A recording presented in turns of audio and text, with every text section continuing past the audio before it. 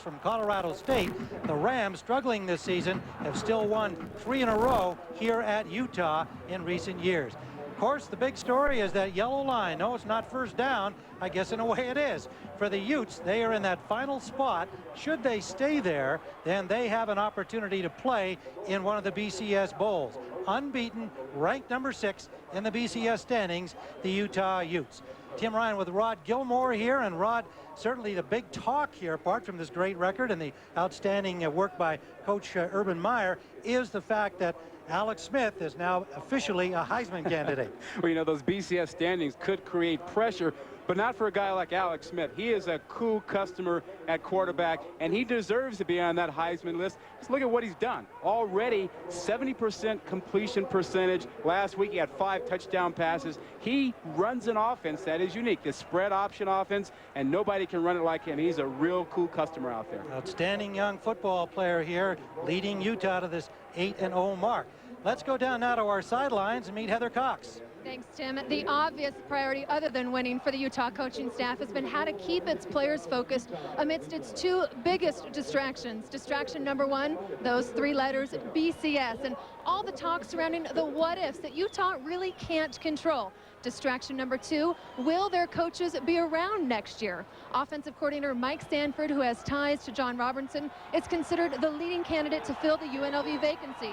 Defensive coordinator Kyle Whittingham is considered to be destined for the head coaching ranks very soon. And of course, Urban Meyer's name has been peppered throughout the media as the top candidate for jobs at both Washington and Florida. So tonight's challenge, keeping the players focused on things they can control, and that's their performance on the field. All right, Heather, it's you can just feel the excitement here. This Utah State crowd, this Utah crowd, University of Utah crowd, has certainly had plenty of excitement throughout the entire season as they edge closer to the end of this year with the BCS in sight. Of course, it's even more electric here in Salt Lake City. Colorado State with the kickoff, and it's taken by Morgan Scally in the end zone, but a good deep kick, and they will not bring it out. The Rams at 3-5 coming into the game. The Utes unbeaten at 8-0. And onto the field comes Alex Smith, the young man we were just talking about. 6'4", 220-pound junior. He's already graduated with a degree in economics, which he achieved in 2 years. So he is a very bright guy, and that's something that his coach Urban Meyer says has been just a revelation, and why he's able to make this somewhat complex offense work so well. The running back starting is Quinton Ganther, number 18, at tailback. Everybody gets into the action in Utah. Passing on first down. And the catch at the sideline. Is he in? That is Savoy. And the catch is good for a first down on the first play. Well, we talked about the option, and you know Colorado State was thinking about that. So what do they come out and do? Fake the option pass, and go down the field. Here you go. Here you go outside. You see Smith will come over in the option, fake a little option, and then go find his man down the field. There's Savoy. Gets it out there, too.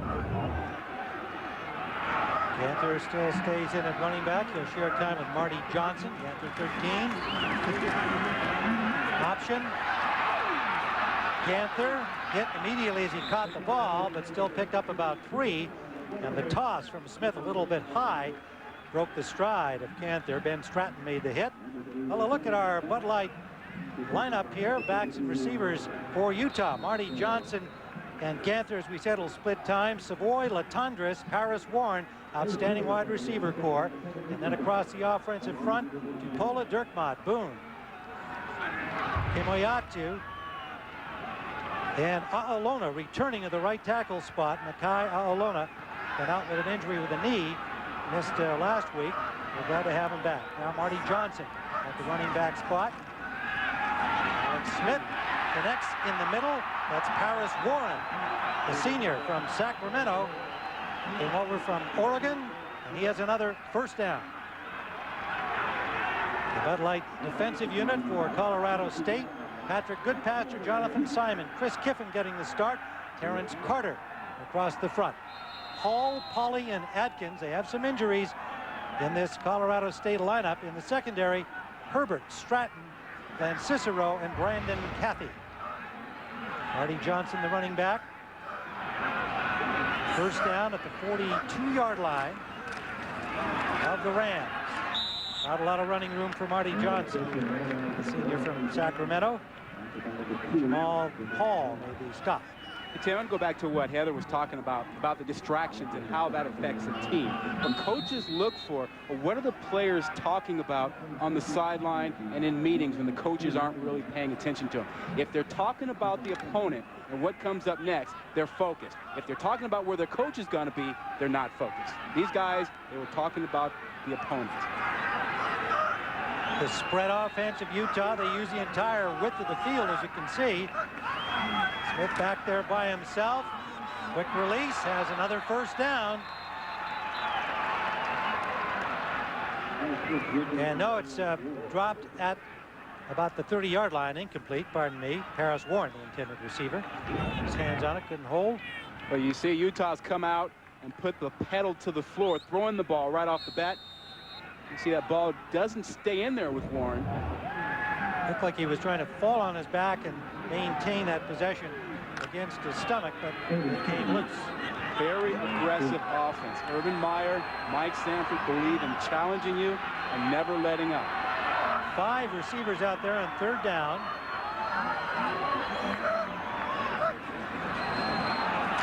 Alex Smith has escapes one tackler, but not the next, with a flag down on the play. He's dropped by Jonathan Simon, number 91. Escaped one tackler, but not the second. Let's see what the flag is. Our referee tonight is Scott Novak. Offside is called against the Rams. I think it's pretty clear. Keep your eye right there.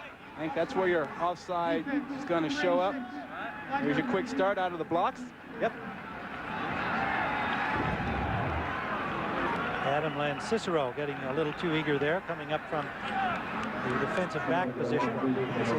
There's Sonny Lubick, who has done a great job in the Mountain West over the years and has been recognized as really kind of the dean of coaches out here, king of the hill, according to Urban Meyer. He says, we're just trying to knock him off and take charge. We're a one-hit wonder so far.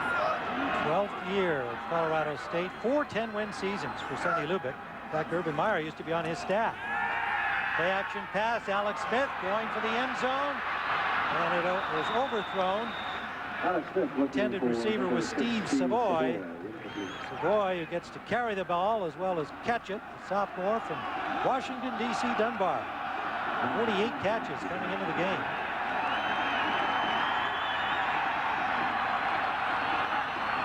Fourth down and 3.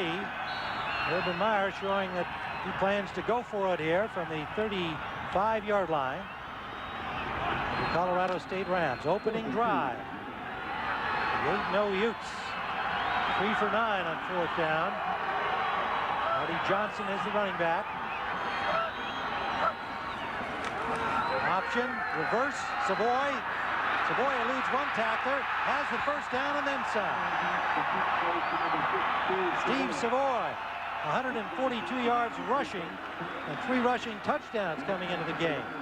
It drives coaches wild when you call the right defense, you get your guy in the right place, and then you get a guy like Steve Savoy who makes a miss.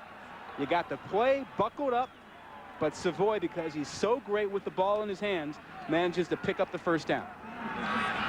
Junior Jerome White comes in as an extra wide receiver. Johnson is the running back. First down at the 25-yard line. Quick release again, and that's complete to Paris Warren.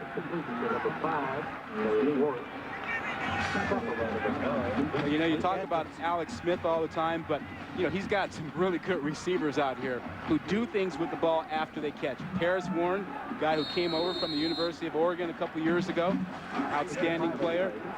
Not to forget about Steve Savoy that they brought out of the East Coast, Maryland area. Both of them came into the ballgame with 43 catches. Warren had 76 a year ago to lead the team. John Madsen now in as well at wideout, number 23. Smith connects, and that's complete to Madsen at the 10-yard line. John Madsen, a junior from West Valley, California, West Valley City. Utah, just outside of Salt Lake here. Transfer from Snow College, a JUCO program. Talked about this guy being calm and cool. See that? Not in a hurry. Nice, easy steps back. And finds Madsen on the right sideline. You know, Smith never seems to be in a hurry when he's in the pocket. 10th play of the drive, opening series for Utah at the 10-yard line. First and goal. Marty Johnson digs for about 4. Met by the linebackers in the middle. Now, you know what we've seen out of this Utah offense on this first drive is not their base offense. What Urban Meyer is doing along with Mike Sanford, they're testing this Colorado State defense.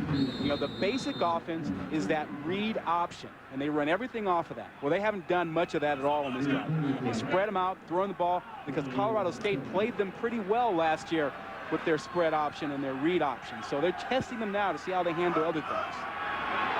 And so far, so good for the offense. Second down, 5 wide outs. Smith keeps, and he is hit hard right at the 5-yard line. Pickup of maybe 2. Ben Stratton, the hard-hitting safety, number 3, junior from Cheyenne, Wyoming, came up to get him. He's got 60 tackles coming into this game. It would make Ben Stratton rush chairman. Comes up with this hit. Glad to meet you. He's a solid hitter. 6'2", 210-pounder. Third down and goal. Right at the 5-yard line. Then the spread. Smith to make it backfield and into the end zone, and it's touchdown. Paris Warren.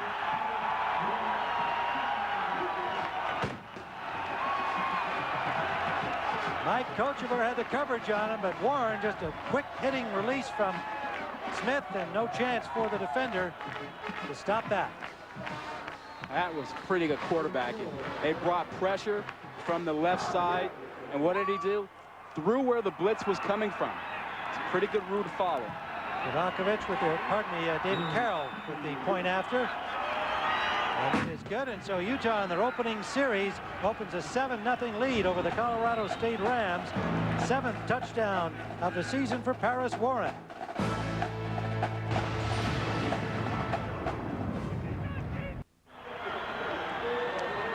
Well, this is a bit of a look-alike to last week's victory by Utah. They went on their first drive, used up nearly 5 minutes on the clock. They did the same tonight, 5:09 this time. And how many touchdown passes did Alex Smith have last week? 5. He's got 1 tonight already. 5-yarder to Paris Warren, 80 yards and 12 plays for the score. Kovakovic's kickoff was picked up and brought up very well out to the 29-yard line. And that is Robert Herbert. Let's go to Matt Weiner in the studio. Tim, Taco Bell takes us to Austin, Texas, where Oklahoma State had a 35-7 first-half lead. It has been a burnt orange blitzkrieg since. 42 unanswered points. Cedric Benson with 5 touchdowns to tie Ricky Williams' school record, and they're up by 14. Stanford, Arizona State. It's a 1-play drive for the Cardinal. TC Ostrander to Alex Smith. The Cardinals' Alex Smith, not Utah's Alex Smith. 67 yards. Arizona State in trouble. First down for the Rams. Jimmy Green, the ball carrier. Junior from San Diego. Been bothered with an ankle injury, but a good start for him. Let's go back and take a look at that first touchdown. Yeah, Tim, we talked about how Alex Smith saw this pressure, picked it up. Warren makes the nice adjustment to get inside, right where the pressure came from, and you always want to throw into the blitz, because that's the hardest place to cover. Look at that. Nice and easy. Picked it up. Quick release by this young quarterback who's showed so much poise. Finds himself in the ranks of 15 Heisman contenders. 2nd and 2 after the run by Jimmy Green, the junior, a transfer from Mesa Junior College. And we're looking at Caleb Haney. He took over from Justin Holland after his ankle injury that has knocked him out for the year.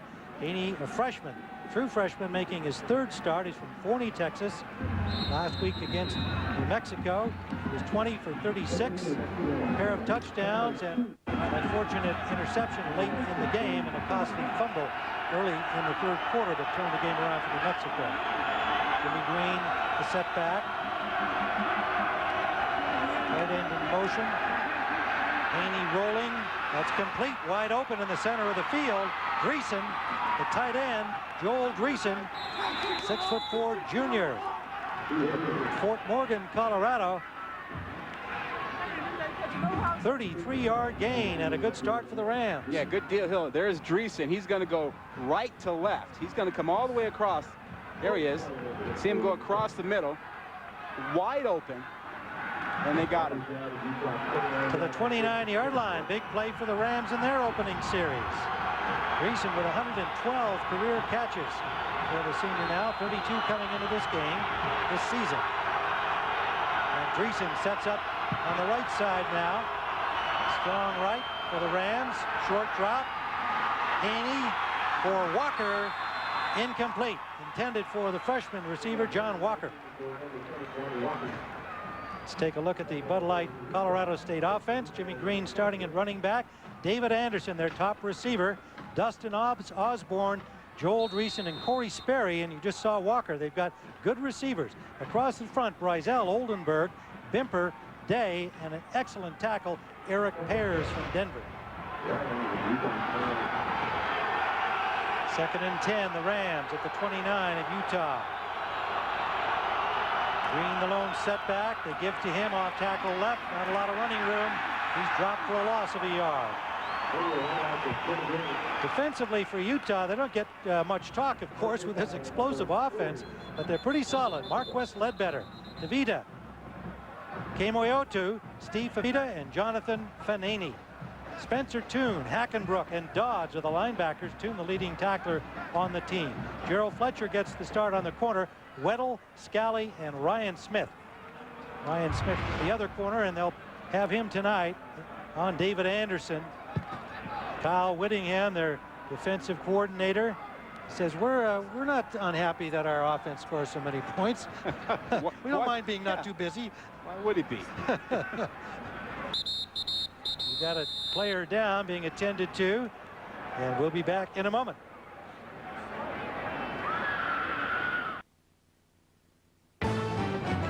ESPN2's College Football Primetime, brought to you by Chrysler.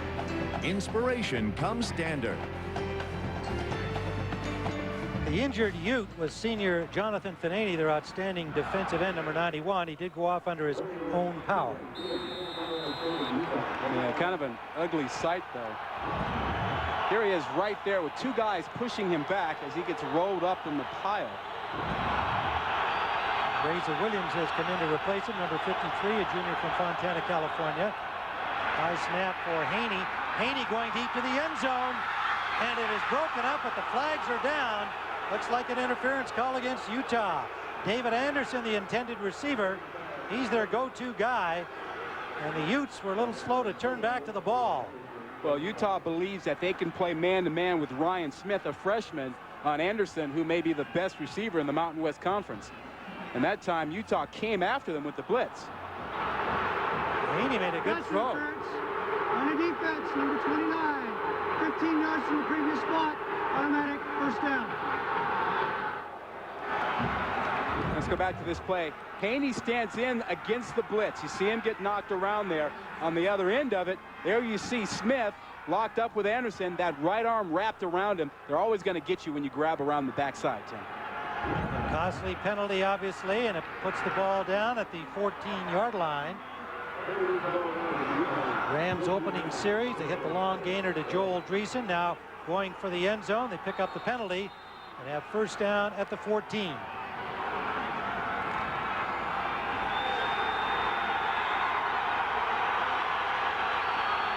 Anderson out to the left, Green the running back. Sperry in motion, sets up on the right side. Haney, and the quarterback pulled down, loose ball, picked up by the Utes. It's like Morgan Scally, and they're not going to catch him. Scally, touchdown. Morgan Scally picked up the loose ball. The freshman quarterback, Caleb Haney, who gave up a big one last week, early in the third against New Mexico, coughs it up here. And Scally goes the distance. 88 yards for the score.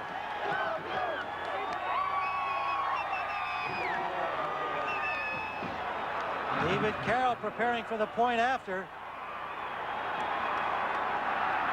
They talk about a momentum changer. Colorado State going in for a tying touchdown. And all of a sudden, they're down by 2. They had a good offensive drive. They got a little help from the penalty, but they cough it up.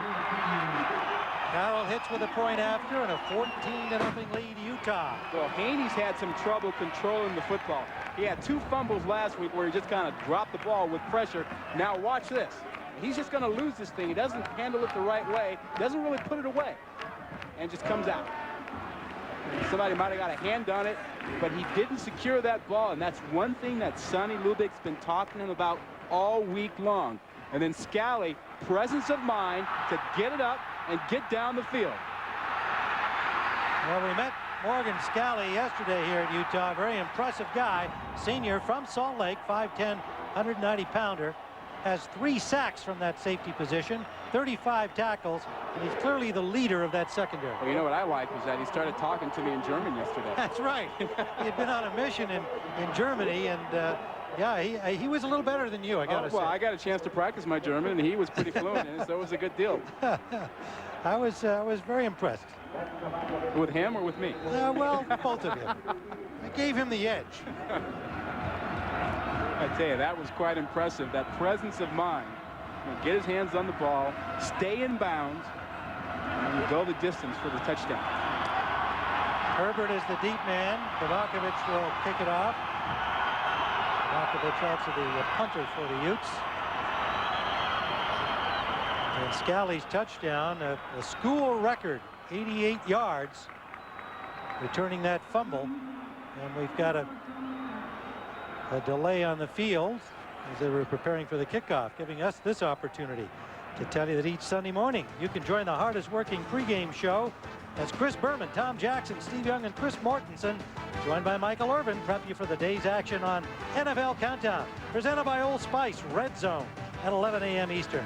Reports from all the games, up-to-the-minute news and stats, plus a weekly feature by John Madden, and everything you need to know right up until kickoff each Sunday morning. For more information, log on to ESPN.com. I tell you one thing, that is a great show. I mean, if you're doing like we do sometimes, and you fly back home and you miss things during the day, you get everything in that show. Well, it gets me out of bed here on a Sunday morning too, because I live in this mountain zone. And there's Sonny Lubick, and you know, I thought his team showed such a lot of immediate resilience. What they had to do, come right back after Utah's opening drive. That's a tough break. Well, now it's a question of poise. I mean, you've got a freshman quarterback. He's made his 3rd fumble in 2 games early on. Does he have the poise when he comes back? You have to find a way to do that. Do something to give him some confidence, but make sure he isn't put in a position where he could have some trouble.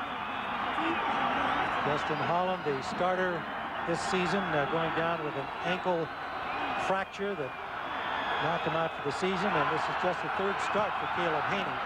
Kovacevic obviously trying to pin that down in the corner there, and the ball goes out of bounds at about the 11-yard line. Well, let's go down to Heather Cox.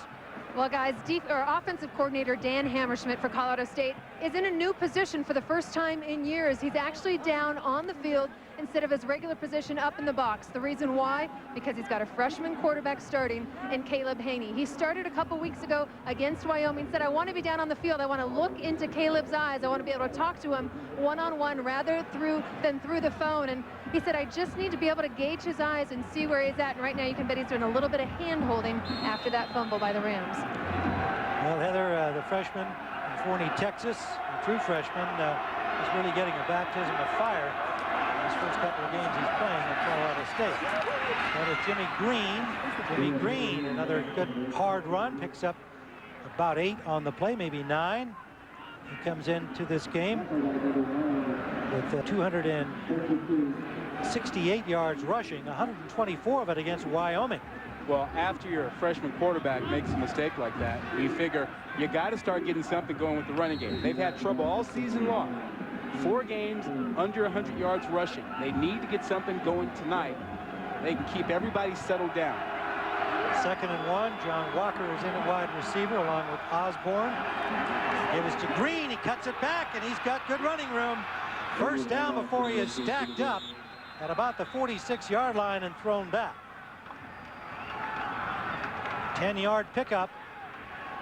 Tim, we keep talking about settling down. Thing is, when you play Utah, generally they jump on you in a hurry, and before you know it, you're down by 14, 21 points. I mean, only Air Force was the team that jumped out ahead of Utah this season. So if you can withstand that pressure early on and get into the ball game, you have a chance against them. But most teams are out of the game in the first quarter. Well, they got one on offense and one on defense. Green now has 28 yards rushing, has it again. Another good hard run between the guard and tackle position for Jimmy Green, gets about 5.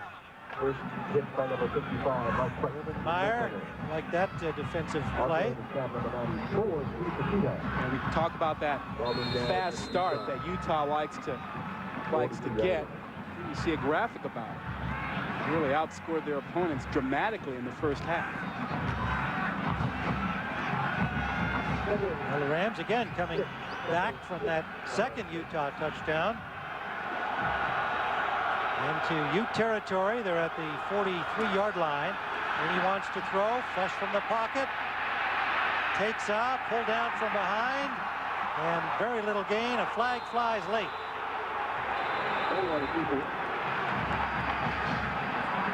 And that is Fanani, who made the tackle, and he's the guy who was rolled up earlier, back on the field but limping. Yeah, he is limping, and he needs to be in there because they're also short up front.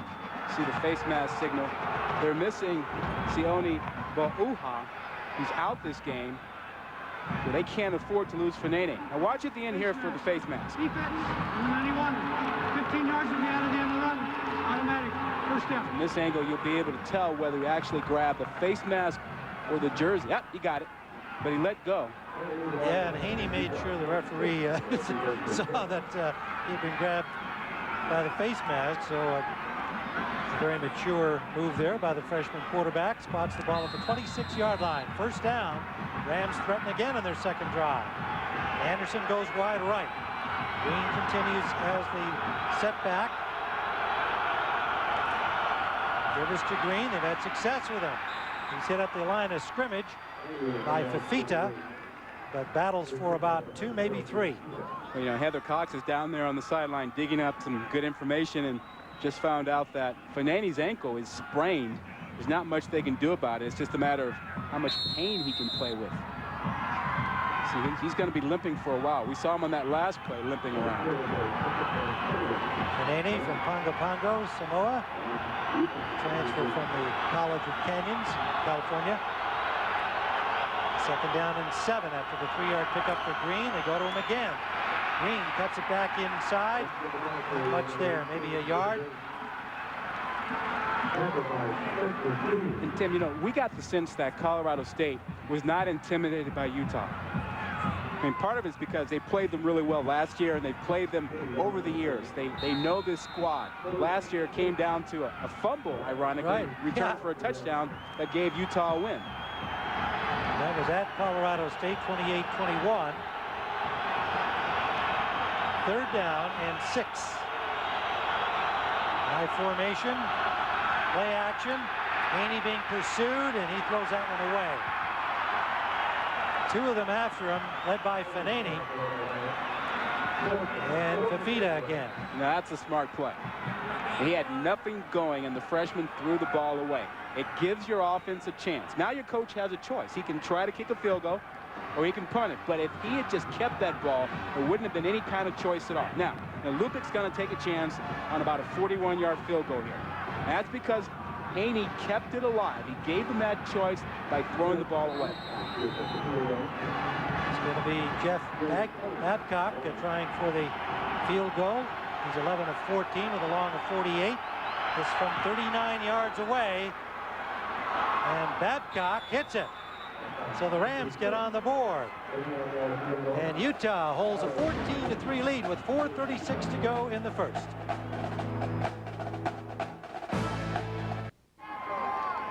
Back at Rice-Eccles Stadium in Salt Lake, where the Utes lead 14-3. Babcock with a 39-yard field goal for the Colorado State Rams, getting them on the board in their second offensive series. Kevin Mark is the kickoff man for the Rams, number 13. Nagahi and Steve Savoy are deep for the Utes. Good deep kick again. And that will not be brought back out right from the back of the end zone. Nagahi deciding to keep it right where it is. And so here at Salt Lake, of course, the excitement for these fans, it is the fact that they are number 6, the Utes, in the BCS standings, and are in position to play in one of the big bowls. However, on day 10 of 19 days of football that we're in here, ESPN, ESPN2, and ABC, there has been so much action today affecting the picture. We're going to bring you up to date on it. Utah standing in excellent position, currently number 6, unbeaten, 8-0 in the Mountain West. Alex Smith, and that is complete to Steve Savoy. Right at the marker. We'll see if he gets the first down. Brandon Cathy on the coverage. There are your BCS standings, kind of up to date. USC is playing right now. Oklahoma, close one. Auburn not playing this week. Cal barely got by Oregon. Wisconsin winning. Utah on the bubble. Tennessee's loss is good for Utah because there is the chance that some one-loss BCS teams will jump over Urban Meyer's Utes down the line.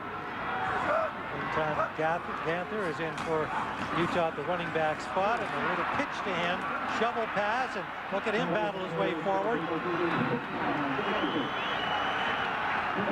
First down and then some for Ganther.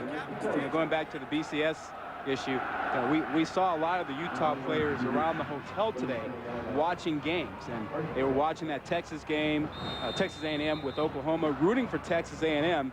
And I was talking to one of the assistant coaches. He said, hey, how did the Tennessee game go? I said, well, they lost. He said, oh, great.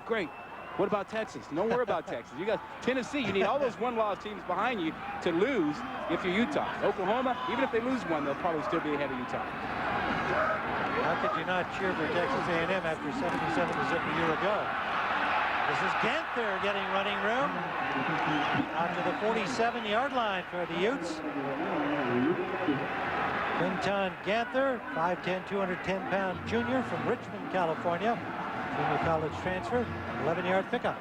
Remember the old USC student body right deal? Look at these guys play. Here's your wall. Look at that big wall. I mean, you don't see any white shirts show up until about 10 yards down the field. Modern-day student body right.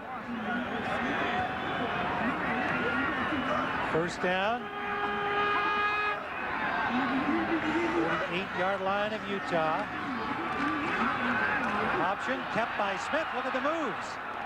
And Smith goes down into Colorado State territory at about the 47-yard line. Let's go to Matt Weiner again. All right, Tim, Andrew Walter with a record-setting day past John Elway on the Pac-10's all-time touchdown list, but he needed a last-second drive to beat Stanford. Walter hits Matt Miller for his 4th touchdown pass of the game, and the Sun Devils win it by 3. Oh, my Stanford attorney, how do you take that one? No, Matty's just doing that because he knows I'm here. He's taking shots at me. Second down. Smith, open in the middle is Latondres. Travis Latondres, number 88, senior from El Dorado Hills, a 22-yard pickup for a first down, and Utah threatening again. Well, when you spread them out, you create throwing lanes. Here are your guys. Now watch the inside guy come clean. Splits those two defenders right down the middle. But because you have the outside receiver taking the defense away, that creates room inside for Latondres. First down at the 25-yard line of the Rams of Colorado State.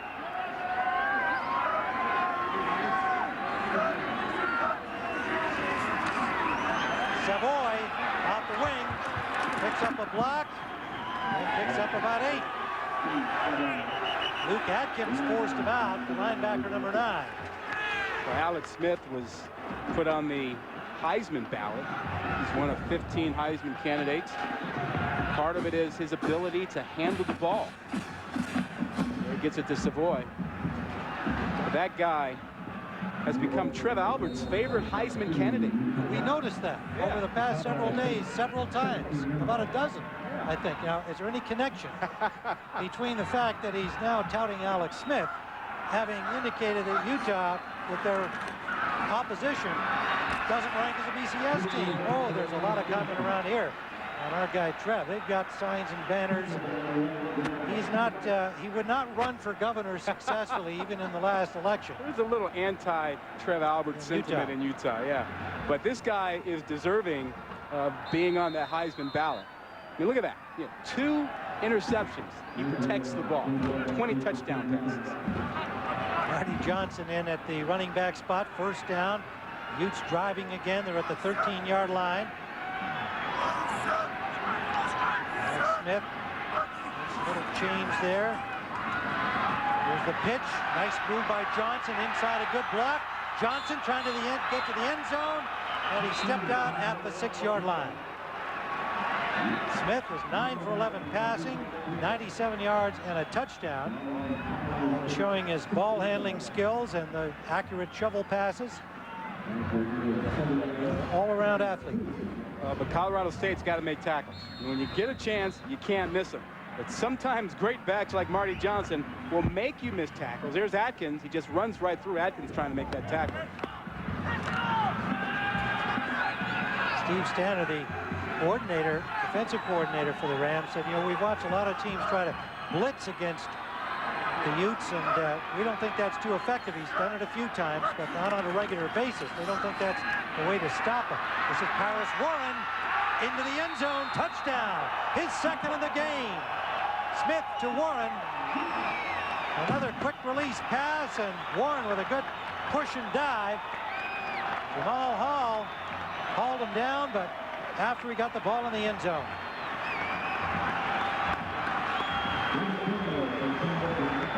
You generally think of Utah as being a running team. Not tonight. They've opened it up right off the bat. David Carroll, his third point after, hasn't missed so far this season. We'll be back here at Rice-Eccles Stadium as we see Paris Warren take it in.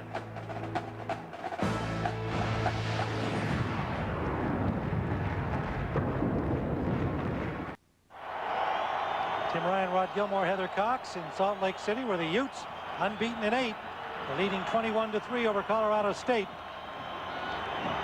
Robert Herbert will be the deep man. You're looking at Alex Smith, who's passed for 2 scores. They have one defensively. Morgan Scally returning a fumble, 88 yards. Malkovich's kickoff taken by Herbert. Eludes one man, and Herbert had some sideline, and he's knocked out of bounds by the wide receiver Jerome Wright. 25-yard return. Alex Smith catches every mistake Colorado State is making. Look at this setup. You've got 3 receivers here, only 1, 2 defenders. Automatically, you've got 2 blockers. You have an advantage. What does he do? Raises up, gets the ball to Warren, get 2 blocks, you got an easy touchdown. I mean, that's just a mistake by Colorado State, not lining up over every receiver, and Alex Smith picking it up. Well, there's the poise of this young quarterback. So much of, and he is in the Heisman picture. While the freshman quarterback leads the Rams out. Well, he's going to pick up the mistakes that you make. We will re-kick. Part of it is he's just a real smart guy. And this guy had 64 advanced placement credits coming into Utah. I mean, that's a whole lot of work you're doing in high school. Got a re-kick on the kickoff here.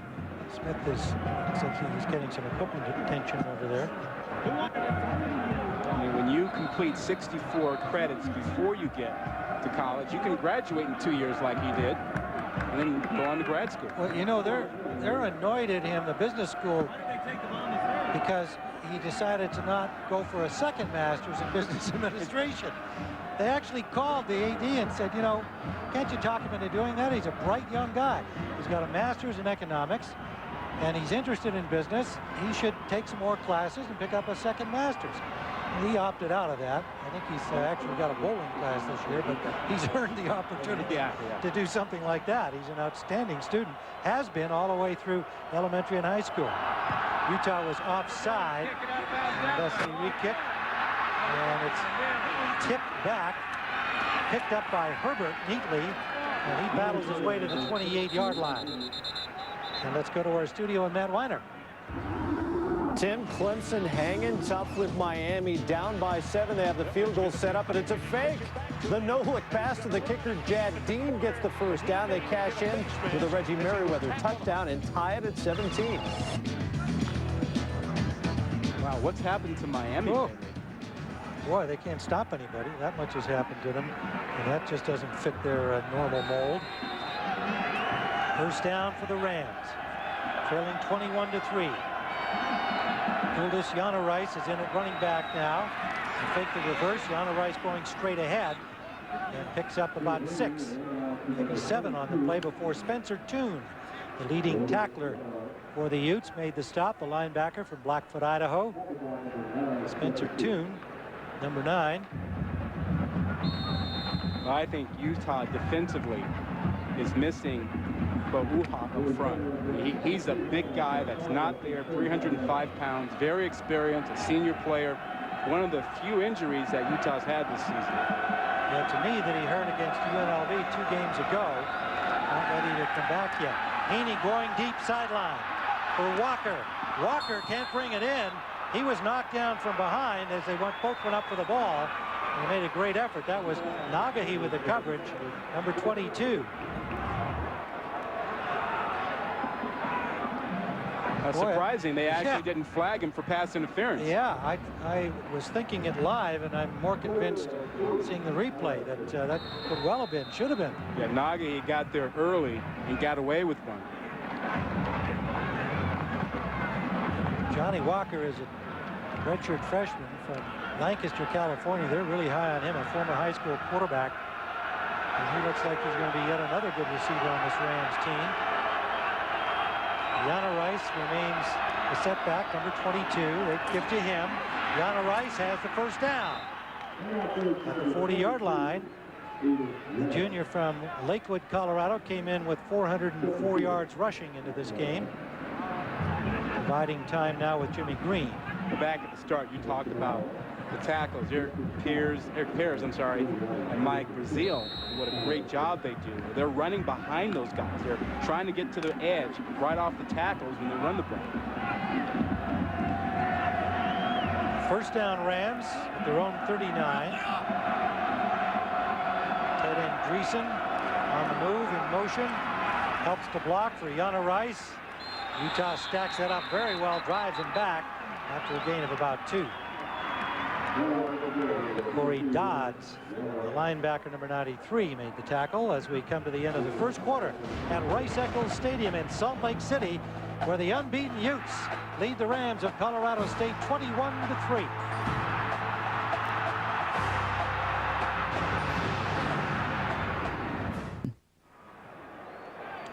We open the second quarter here at Rice-Eccles Stadium in Salt Lake with the Utes on top 21-3 over Colorado State.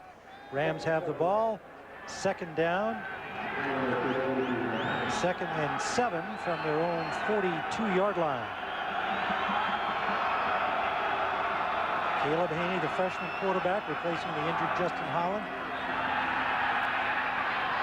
And he gets it to Dreesen.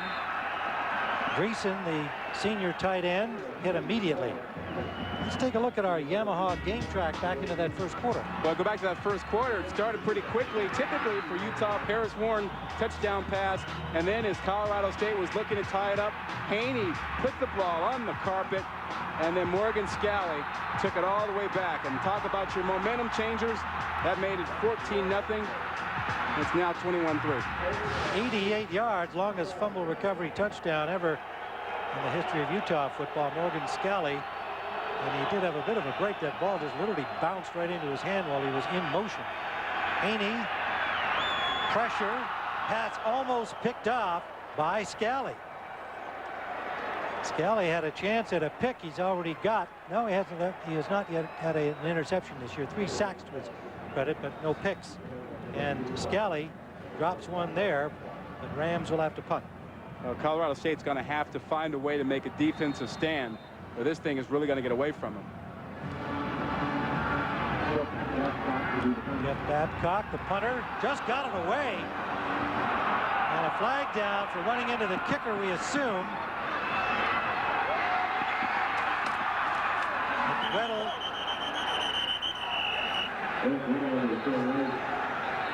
Eric Weddle returning it to the 21-yard line. And we'll see what the call is, and the signal is against Utah. So a break for the Rams here. Well, it looks like it's only the 5-yarder, which won't give them a first down. I thought for a moment they may go for the personal foul because they came after this kick and 2 guys got him, but they just got him for running into the kicker. Well, Grady Marshall on the defense, number 31, 5-yard penalty. Repeat, 4th down. Grady Marshall had a lot of heat on the rush, and with good cause. He's already blocked 2 punts this year. The reserve linebacker, number 41, a junior from Salt Lake, a special teams star. In fact, Urban Meyer says about him, he's worth about 40 yards a game to us.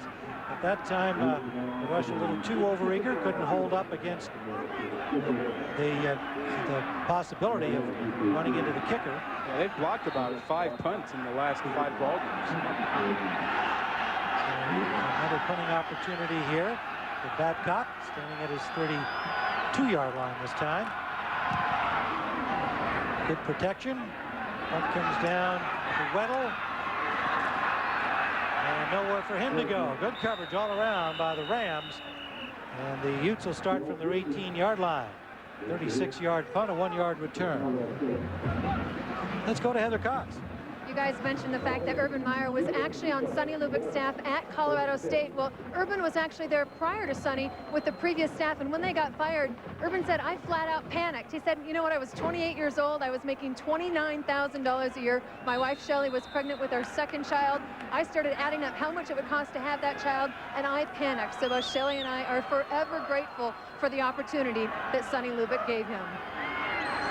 Yeah, they seem to have a very warm relationship, although Sonny said, hey, I just as soon beat these guys, even though they may go to a BCS Bowl. Smith takes off down the sideline, all the way out to the 46-yard line before he steps out. And another flag down.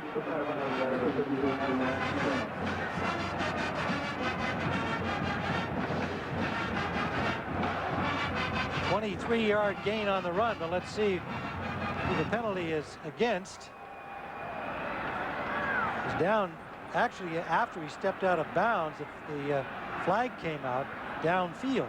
Yeah, it's a block in the back. I think it was on Steve Savoy. Block in the back on the offense, number 6. 10 yards will be got it, Rod. From the end of the run. First down, Utah.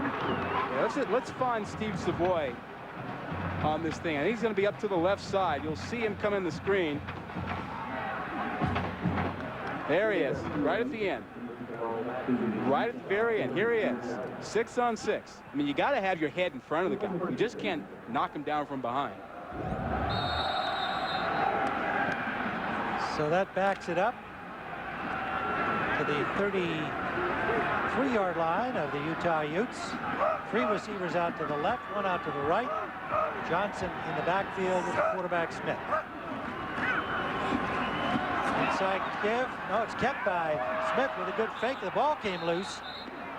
Rams indicating they got it, but it appears that Smith held on. Let's go back down to Heather. Well, yesterday, Urban Meyer told us that the first time he and Sonny met a year ago, they went to the 50-yard line to shake hands, and then Coach Lubbock hugged him and said, Urban, I'm proud of you. At which point, Urban said he got a little bit choked up. But both have admitted once the toe hits leather, the nerves and emotions are gone. And you can see it wasn't quite as emotional this year when the two met. Once toe meets leather, it's all about winning for both of these coaches. Yeah, Heather, Sonny Lubbock told us that it would be bittersweet, not so much. He'd like to win, but he does care about what happens to Urban Meyer and all the distractions that are going on there. 2nd and 8, and well played defensively. Slicing in was Chris Kiffin. And if that name sounds familiar, yes, his father Monty, outstanding defensive coach. Just watch inside. You'll see him. He just blows right by his guy. And here's Chris Kiffin. Dad's proud of that one. You bet. You know, finishing up the Urban Meyer story, Sonny Lubbock said, you know, when you're a hot coach, you don't have forever to get a new job. And that if he were advising his friend, he'd tell him, look, when the time is right, this may be the right time. You might need to move on.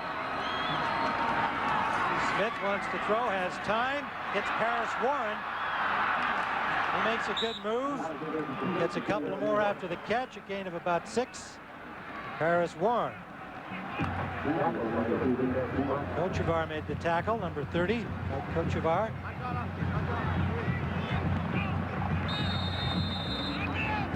Savoy and Warren, well, they've been almost equal here, as you can see, over 600 yards each, over 40 passes caught, 8 touchdowns each. Warren's got 2 of his in this game. Pretty solid receiving corps. Anderson back to receive the punt. He bobbles it and dives on it. David Anderson, they didn't get a pass to him in the first quarter, and back on a punt return, nearly coughs it up. 45-yard punt, a loss of 7.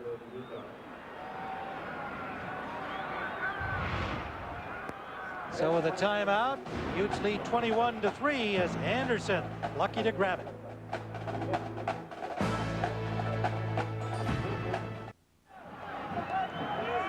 Well, there's an intellectual opinion about Trev Albert's point of view on the Utes. Einstein don't know Jack. The Utah fans are a little irritated that a couple weeks ago, Trev said that he didn't think Utah would do very well in the SEC. They couldn't win it. Jimmy Green is a lone setback for the Rams. He has it, and another good hole. They've actually been running quite effectively with Green and Yanarice when he's been in there. A pickup of about 8 out to the 19-yard line for Colorado State. Spencer Toon on the tackle. Spencer Toon had a bit of an odyssey to get to this Utah defense. He's from Blackfoot, Idaho. He originally went to Idaho State and had a problem with his SAT scores. They got them straightened out. He had to go to Ricks Junior College, which still had a football program there in Idaho. Got his grades up and finally got to Utah. And here he is on an 8-0 team, leading in tackles. Green again. First down.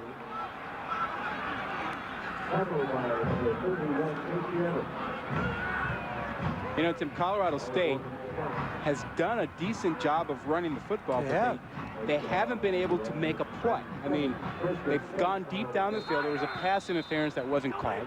They missed another deep throw just a little bit. They need to make a play off the running game to get themselves going. And then their defense has got to step up and actually make another stop. Anderson, their top receiver, is off the field, and he hasn't got a catch yet. Colorado's rushed 14 times for 67. Haney going deep sideline. That's for Osborne, and it's picked up. Scally. Scally's got running room. Inside the 25 to the 23 for Morgan Scally. Another big defensive play by the senior from Salt Lake. That was a veteran taking advantage of a young quarterback. 2 mistakes by Haney. The first one, he put the ball up there too long. Second one, he didn't look off the free safety. Watch Scally show up in your frame right there. He was reading Haney's eyes the entire time and knew Haney was going over there. And he just beat him over there to the ball. So the Utes have a first down at the 22-yard line, leading 21-3 here in the second quarter. Smith with Ganther alongside him. Harris Warren in motion behind the ball. Play action and punt by Savoy. Steve Savoy, touchdown for Utah.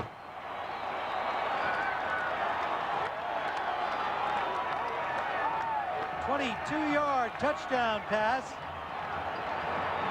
Did you see that? I mean, there was a very small window for sticking that throw in there. Oh, you're not kidding. It was on a rope the whole way. Oh, I looked at that thing when it was developing, and I didn't think he was going to throw it. Carroll for the point after. He's perfect in that department all season long. 4 tonight, 21 of 21 of the year. And Steve Savoy from Smith for the score.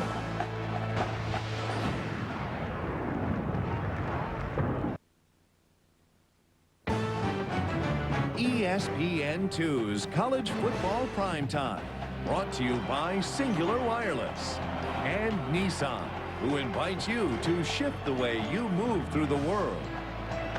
10:04 to go in the second period. 28-3, Utah on top of Colorado State, going for 9 in a row. Steve Savoy from Alex Smith. Third touchdown pass by the junior quarterback. Novakovic's ball kickoff goes out of bounds. One of the officials was run over by, and he's getting a little talking to. He's giving a talking to number 31.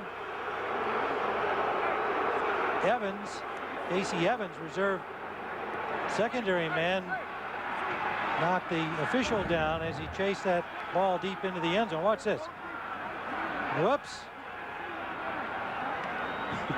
Got to be nimble. Got to be nimble. So first down from the 20. Rams. Jimmy Green, the setback. Green coming straight ahead.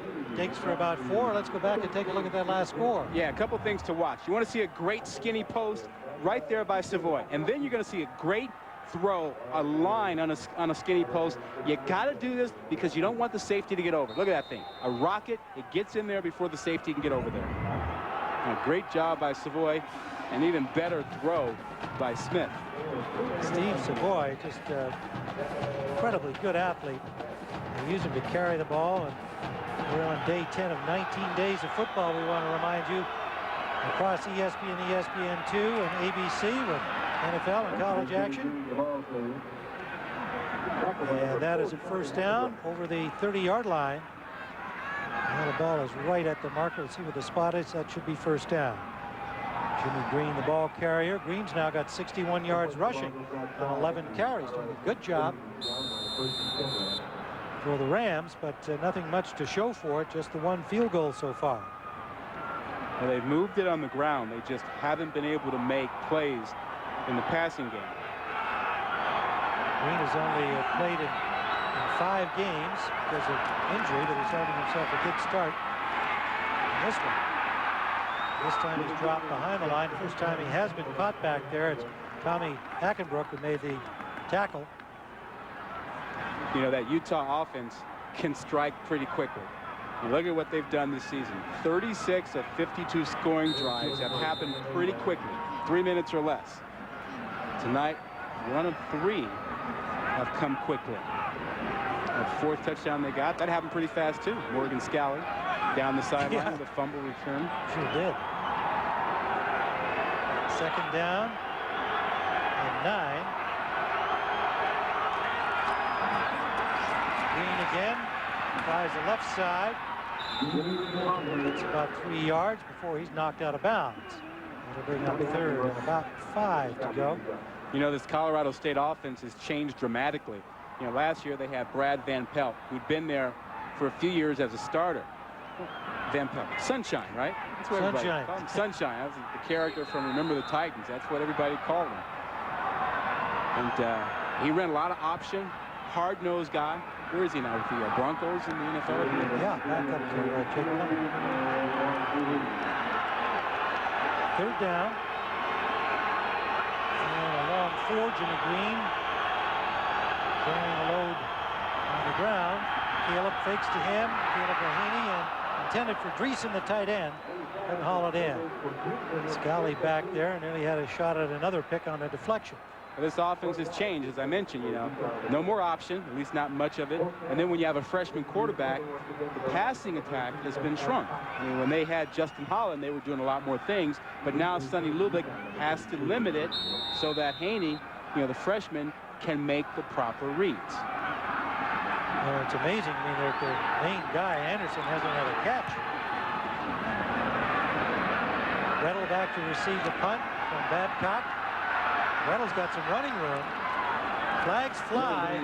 That was a good long kick, and he out-kicked the coverage on it, but we'll see where the flag comes down. 54-yard punt, 17-yard return.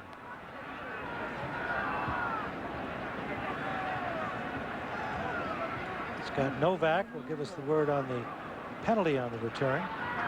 Holding on the receiving team, number 21. 10 yards from the end of the run. First down. It's going to back it up, and I mentioned that today is day 10 of 19 days of primetime football. Ray Lewis and the Ravens look to avenge an opening week loss as they host Jeff Garcia and the Cleveland Browns. Both teams looking for a win to stay alive in a tight race for the AFC North crown. Browns and Ravens also available in high definition on ESPN HD. Call your cable operator, DirecTV or Dish Network today. Coverage begins with NFL Primetime, presented by Miller Lite at 7:30 Eastern. For more information, log on to ESPN.com. Browns and the Ravens. Have you had a chance to watch those games in high definition? I have not. Oh, No, I can't afford one of those sets.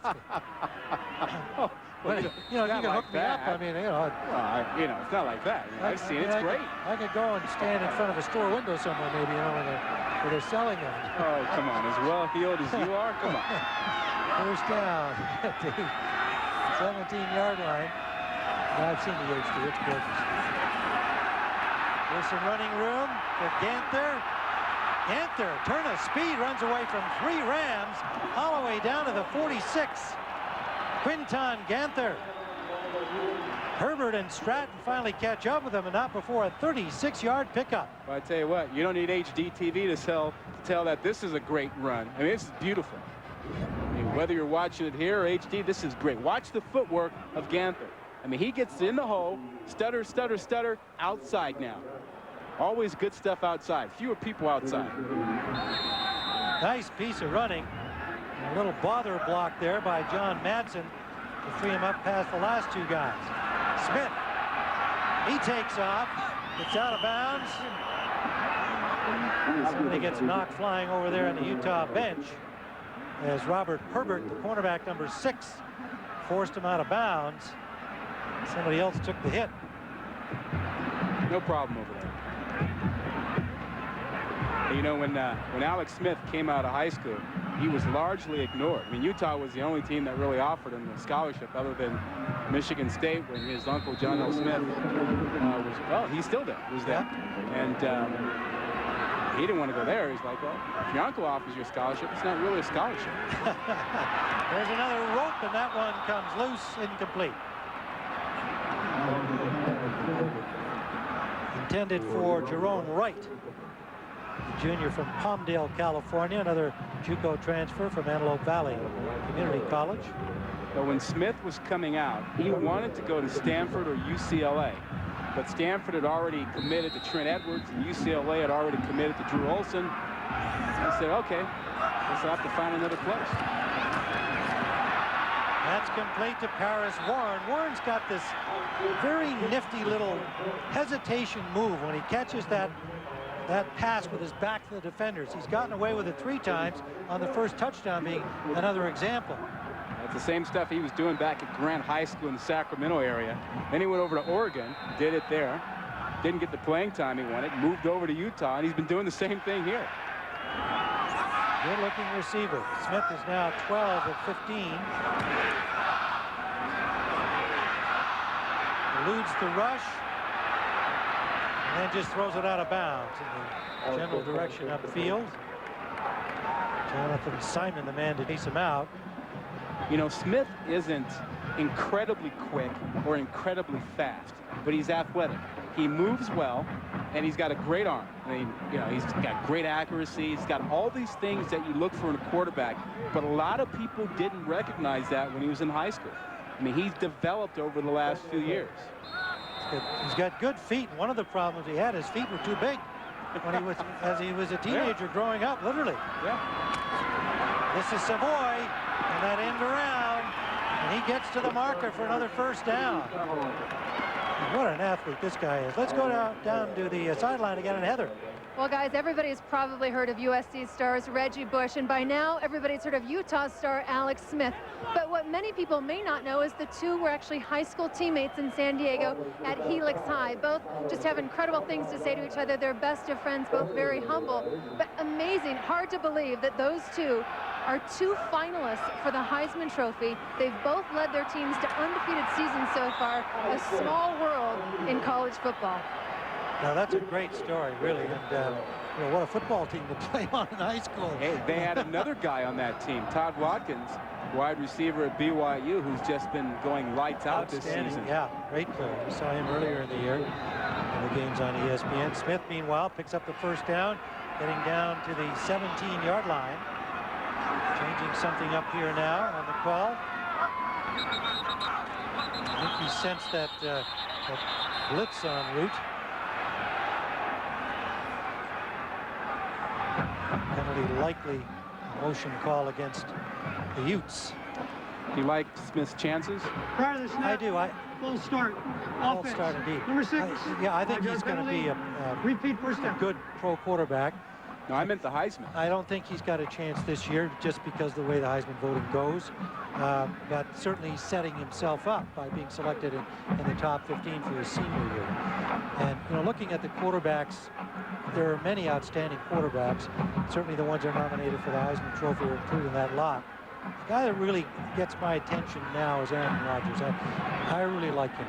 I think he's a professional-looking quarterback. And I think he would be my pick if the draft was this year and for those quarterbacks. He'd be my pick. But Smith, obviously, with that kind of talent, we just saw again, is going to be, you know, an outstanding quarterback. He wants to put on 10 pounds. He's about 210 now, 212 at 6'4". Meyer wants him to get up to about 220, 225. Obviously, that's because they run him a lot. He takes a pounding. San Diego State really beat him up last week. Madsen made the catch there, the junior, number 23. Having a little time as a wide receiver. Smith has time, now runs out, sees running room. Such good instincts, great example there. Just all the things we're talking about. And no hesitation. He sees the opportunity. He knows which way to run. He's got the gift. And he feels the game. And the other amazing thing about his development is that he only threw about 6 or 8 passes a game in high school. And he's only really developed in the last 24 months. So the Utes about to go in again, and Smith tries to squeeze it in. They stack him up. Getting back to the Heisman for a second, we'd be remiss if we didn't mention Jason White and the day he had today. I mean, great. He's making a run for that Heisman. I think a lot of people kind of wrote him off, but the last couple of weeks, Jason White has been making a statement to get back in that thing. Well, I'm bringing them back from 14 down today to A&M, you know, with the poise that he showed and that experience he has. Great effort by that young man. Double tight ends are in now. Blake Burdett, Willie Sow as they're at the 2-yard line inside the 2. 2nd and goal. Give is to Marty Johnson, and the Rams, boy, I tell you what, they're doing everything they can to keep themselves in this game despite being down 28-3 with 4:24 to go in this first half. A goal line defense is nothing but pride. I mean, it's just flat out pride. How hard do you want to play down there? There's defensive coordinator Stannard. I'm sure he's pleased with the effort his guys are giving down there. Jonathan Simon was the guy to dig in there and put that hit on Johnson. 12th play of this drive, 3 minutes off the clock, 3:05 to be exact. And we give it to Johnson, and he's in for the score. Marty Johnson, the senior, dives it in, and the Utes widen the lead. 34-3 with a point after coming. Still 3:50 to go in the first half. David Carroll. Perfect on PATs this season. Nails another. He stepped in to replace the injured Brian Morrison, gone for the season with an injury. He's done the job, as has the entire Utes team. 35-3. Ryan, Rod Gilmore, Heather Cox here in Salt Lake City, where the Utes are leading 35-3. Maybe you're seeing the Utes for the first time. You wonder about the name. That's the name of an Indian tribe that was here before the University of Utah was by a considerable number of years. And they work closely with the tribal council and run by everything that has to do with the tribal history of the Utes. And it's a proud tribe. I've had the chance actually to be on one of their big reservations along the Green River in this beautiful state. And if you haven't seen Utah play before, you don't know about that man, Alex Smith, and you should know about him because he's the real deal. Yeah, he can run a little bit of option. runs it well, but he's more than that. He's got a little bit of an arm, too. He can throw a bullet. He's got some accuracy. He can squeeze it in for a touchdown when he needs to. That's why he's on that Heisman Trophy ballot. Great looking talent. Nice young man. Highly intelligent. Look at that. They outscoring their opponents, and they're doing it again. I mean, they've been terribly consistent in beating up on teams this year. Jimmy Green gets only about a yard this time as Utah tightens up on Green, who's been running well. Spencer Toon again on the tackle. Let's go to Heather. Well, guys, something to certainly keep our eyes on. David Anderson, who's Colorado State's primary target with 10 career 100-plus games, doesn't have a single catch tonight. Now, what I find odd after watching him is that it's almost like he's not expecting to be involved. He doesn't even have his gloves strapped on. In the last possession, there were 2 running plays, 1 throw to the tight end. Anderson looks like he's just a decoy. Now, I asked the trainer if he's okay. I got the answer yes, but what I don't know is if this is standard operating procedure for Anderson or if it's something new. Rod, don't you find it a little bit odd? Well, they tried to get the ball early, but they haven't gone back his way. Man, I think you're right about the decoy aspect of it, because he's been locked up most of the evening by Ryan Smith with a safety over the top. So they've been doubling him, and that's made it more difficult. So they look away. And the other thing, Heather, is that Haney, the quarterback, he's a freshman. He doesn't really look off to go to a second receiver or a third receiver. So I'm sure Anderson knows if he's not the primary guy, he's just not in the play. Anderson out to the left this time. Haney is just 2 of 8 passing. 33 yards here in the first half. And they've gone primarily the running game. There's Green again, and the ball comes loose. Picked up. Is that Scally? Down to that's Weddle, all the way down to the 10-yard line. Eric Weddle, number 32, picks up the fumble. And Jimmy Green, who's had himself a good first half with 68 yards rushing, coughs one up there.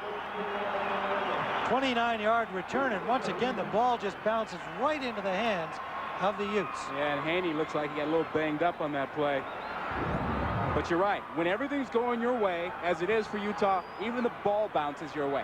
I mean, Weddle just has to step right there. It bounces right up to him, and now the ball is inside the 15-yard line. First down at the 13 for the Utes. Another critical turnover and a possible injury to the freshman quarterback, Caleb Haney. Smith leads out the Utes. Savoy comes in motion behind the ball. A pass to the end zone, off target, and quite a hit laid on Paris Warren. No, Savoy, pardon me, in the end zone, number 6. And a little conversation with Ben Stratton, who is the big hitter in that secondary for the Rams. That was... they have flagged it. Yeah, they did flag it. And I tell you, they flagged Stratton, rush chairman. Yeah. Dead ball, personal foul on a defense, number 6, half the distance to the goal. First down, Utah. Now here's the play. Savoy's going to run a post pattern again.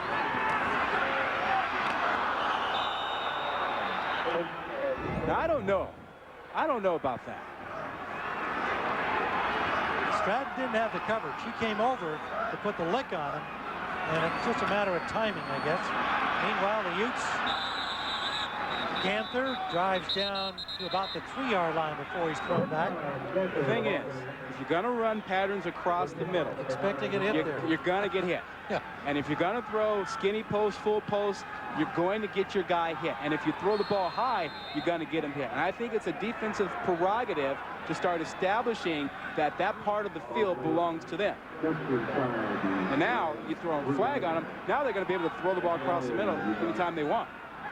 Well, I think it would appear that because the ball was high and was not going to be caught at that point, that Stratton just arrived enough late for the referee to flag it. This is Ganther. Ganther trying the middle again, and once more, this stubborn front of the Rams down at the goal line, putting up another great battle. Linebacker Luke Atkins came up to get into the scrum with Jonathan Simon and Nading along the front.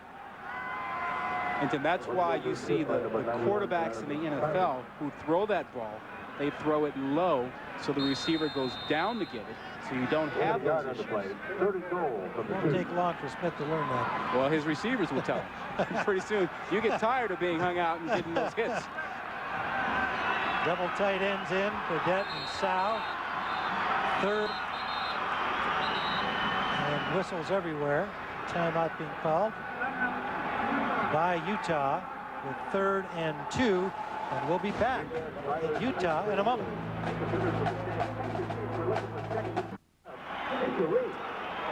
We're back here at Rice-Eccles Stadium where the Utes lead 35-3, and they're threatening to expand that even more here with 49 seconds remaining in the first half. 3rd and 2 to get to the end zone. Johnson, the running back. 3 wideouts to the left. From the shotgun, as always, for Alex Smith. Inside handoff, and again he's stacked up. Got to the 1, close to the goal line, and not in. Patrick Goodpaster made the initial hit. Here's a guy that's a warrior. He's got elbow, calf, and toe injuries. No way he was missing the start. Hey, Tim, remember that touchdown earlier when Alex Smith found that they had him outnumbered? Look, 1, 2, 3 receivers, only 2 defenders. But this time they don't go there. I mean, that was easy pickings again if they wanted it.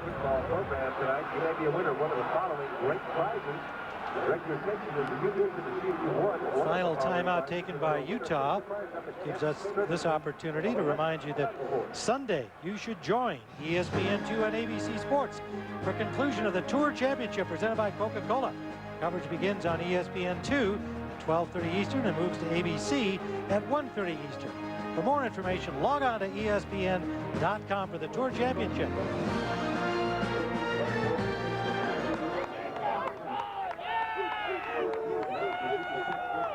The student section here. The mighty Utah student section, the Muss. And at the end of each game, Coach Urban Meyer brings the whole team over there and they sing along the student song with these very enthusiastic fans who have only grown in numbers since Urban Meyer got here. He's really cultivated the students. They had to expand their section because more kids want to come to the games. Well, they're loyal because they have to stick around to the end of games, and a lot of those games are blowouts. That's right. They could be gone a lot earlier. Ball on the 1-yard line. 4th and goal from the 1. Johnson is the setback. And Johnson's got room. Touchdown. Marty Johnson started to the middle, saw the gap on the right, and steps in. His 2nd score of the game from the yard out. 41-3. The unbeaten Utah Utes leading the Rams of Colorado State. You know, Utah wants to lead the nation in scoring, and right now they're trailing Boise State just by a few points. And Mike Sanford, the offensive coordinator, told us his son is the backup quarterback at Boise State, and he says, yeah, I talked to him, I talked to the coaches over there. I'm aware of the fact that they're ahead of us. Carroll with a point after. 42-3. 13 yards, 4 plays, and the 2nd touchdown by Marty Johnson. You know, those 3 teams you see leading the nation in scoring are all non-BCS conference teams. Possible BCS busters. There's no doubt about that. The possibility exists still for those 3 teams. Boise State, of course, off this weekend. They are idle. Louisville had a win on Thursday night. They're a high-scoring, powerful team. I think Utah's the only team left at the non-BCS team that has a realistic chance to get into the BCS. But you know something? It's not a foregone conclusion that even if they finish in the top 6, they'll get there, because the Liberty Bowl has to release them. And they have an ironclad contract, and the Liberty Bowl has not said yet that they would do that. Yeah, that could get complicated before it's all decided. And all those decimal points come into play on the computers. Short kickoff taken by Herbert. And the Rams get it out to about their own 40-yard line. And let's go to Matt Weiner in the studio. All right, Tim, working on halftime for you coming up. You know, those Utes would love to have a little help from some of the BCS teams ahead of them in the standings. Nearly got it in the Oklahoma game at Texas A&M. Also ahead, the Longhorns' biggest comeback in school history to pull out a win there, and Cal survives as well thanks to another one of those missed extra points. It's all coming up the half. Okay, Matt. Interestingly, Utah had 42 points a couple of weeks ago against UNLV at halftime. There's a long pass from Haney, complete to Osborne. So Caleb Haney went off, holding his arm and wrist, apparently well enough to come back in. They were warming up a backup quarterback. 24-yard pass play to Osborne. That's the first long ball that they've hit. They had some chances in the first quarter, missed them. This time they finally get them. 24.1 seconds remaining first half. Rams at the Utah 36-yard line. Freshman quarterback Caleb Haney ready to make his third start for the injured Justin Holland. Straight drop. Has some time. Sideline is off the mark. And a flag flies, intended for David Anderson. Anderson talking to the officials that he had been interfered with, and it looks like they agreed with that. Eric Weddle, number 32, had the coverage. Yet to make a catch, David Anderson, outstanding wide out, 49 catches coming in here, 2 touchdowns into this game in Salt Lake. Just have not had an opportunity to get the ball away. Number 30, 10 yards from the previous spot, automatic, first down. Well, Anderson has a right to be frustrated. Watch him here. You're going to see Mokofisi grab all of his jersey. That's actually Weddle, 32. Yeah, they called it wrong on the field. It is Weddle. Oh, he had a handful. 2 handfuls. 8th penalty taken by the Utes. If Urban Meyer's looking for things to complain about, despite his 42-point score when he talks to his team, 8 penalties for 75 yards in the first half. That keeps the Rams alive, deep to the end zone, and is it caught? Is he in? The touchdown is the signal. That's Damon Morton. Good job by Damon Morton. Tight coverage. And a great pass from Haney, dropped it right into the basket. Ryan Smith had the coverage. Well, if Urban Meyer was looking for something to complain about, he found it.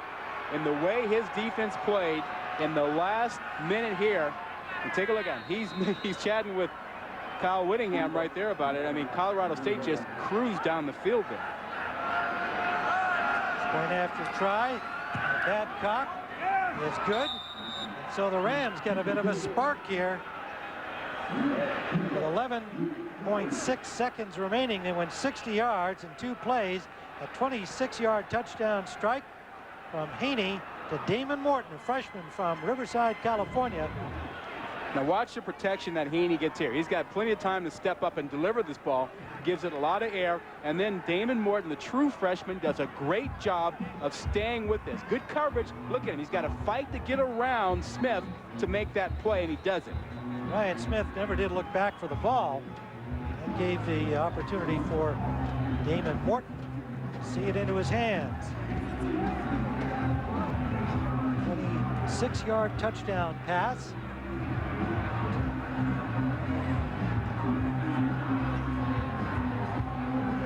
None of the distractions that have occurred around Salt Lake City this week have really hurt the Utes tonight. Chatter about coaching possibilities in Washington and Florida for Urban Meyer. Chat about the Heisman Trophy candidacy race for Alex Smith, and it hadn't bothered them at all. They played great. Well, I think they've done a great job keeping their priorities in order. Squib kick to the 30-yard line. That is Casey Evans, number 31. Well, if you're looking at the BCS up to date, USC number 1, trailing right now. But really for Utah, you look at the teams that could pass them, 7 through 10. Miami lost tonight, so they won't be a factor. Tennessee lost, they won't be a factor. But Texas could still jump over Utah, as well as Georgia. Well, and they saw Utah drop a spot last week because their losses above them.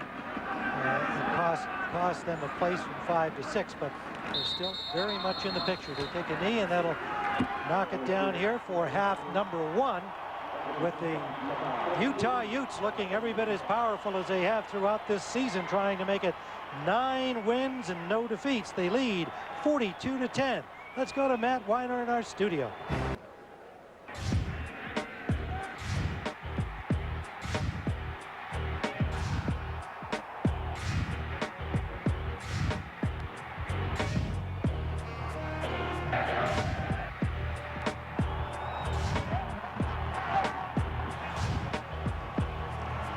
Back here at Rice Eccles, that's a look at the previous BCS Busters, of course.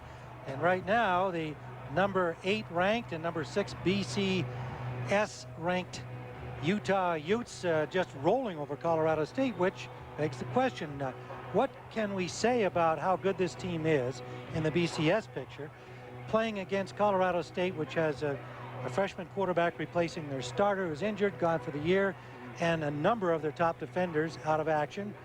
What can we say literally here? Well, I don't think tonight is any aberration. I mean, the fact that Colorado State is playing with a freshman quarterback and they've had some injuries, I think is irrelevant. I mean, this Utah team has dominated the Mountain West week in and week out. The question is, how would they stack up against someone from a BCS conference? And we may find out at the end of the year. They're very good. There's no question about it. No argument they're very good, but that's why I asked you that question. And you answered it. There are still, some things to be determined only by seeing them matched up differently than in a game like this one. Herbert bringing it out, and let's go down to our sidelines and Heather Cox. Thank you. I had a chance to catch up with both coaches, and Sonny Lubick really respects this Utah squad. I said, is it at the option or the pass game that's bothering you so much? And he said, you know what, a little bit of both. The only adjustment I see us making is we're going to blitz a little bit more. Now on the other side of the ball, I asked Coach Meyer, what do you tell your guys at halftime? And he said, flat out, we have to realize this is a good team we're playing. It's also a fight for respect. People think we got lucky a year ago when we came away with the win. Then I asked him how long we'd see Alex Smith, and he said, we're going to keep him in. We want to get him a lot of playing time, a lot of reps. But right after I talked to him, he did go over to the umpire and the referee and ask him to be careful of Alex Smith, and then even added, guys, we need him all season. Please watch out for my quarterback. Interesting that he made that plea so openly, guys. I'd say so. Well done, Heather. Nice bit of eavesdropping. Well, I wouldn't be surprised if one of the referees said, watch out for your quarterback, take him out of the game. Yeah, it's not my job.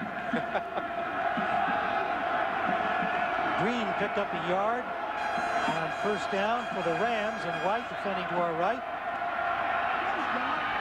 Caleb Haney up the middle, and that's complete to David Anderson, who makes his first catch of this football game. 17 yards and a first down. The junior from Westlake Village, California, had 49 catches coming in. Many think he might be the best receiver in the Mountain West Conference, certainly up there with the very best of them. In fact, he and Irvin Johnson of UNLV were the only two in the conference who are on the Biletnikoff watch list as top receiver. Well, he's got to be a little frustrated, not just tonight, but season-long quarterback change has affected him. At the 48-yard line of Utah, Haney a short drop, and that's complete out the left side, and it's Osborne breaking loose for another 5 before he runs in to Morgan Scally, the hard-hitting safety. Yeah, Morgan Scally's having a nice night. Got a fumble return for a touchdown and a couple big hits. 5'10", 190-pound senior from Salt Lake. May not be physically big, but boy, is he built. Look at this guy. He is a We saw him yesterday. Check this out. He's a happy big hitter. He was just smiling yesterday, chatting with us. Loves to play. Obviously loves to get into shape to play.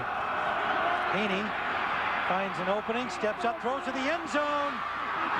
Is he inbounds? Out of bounds. That was Anderson.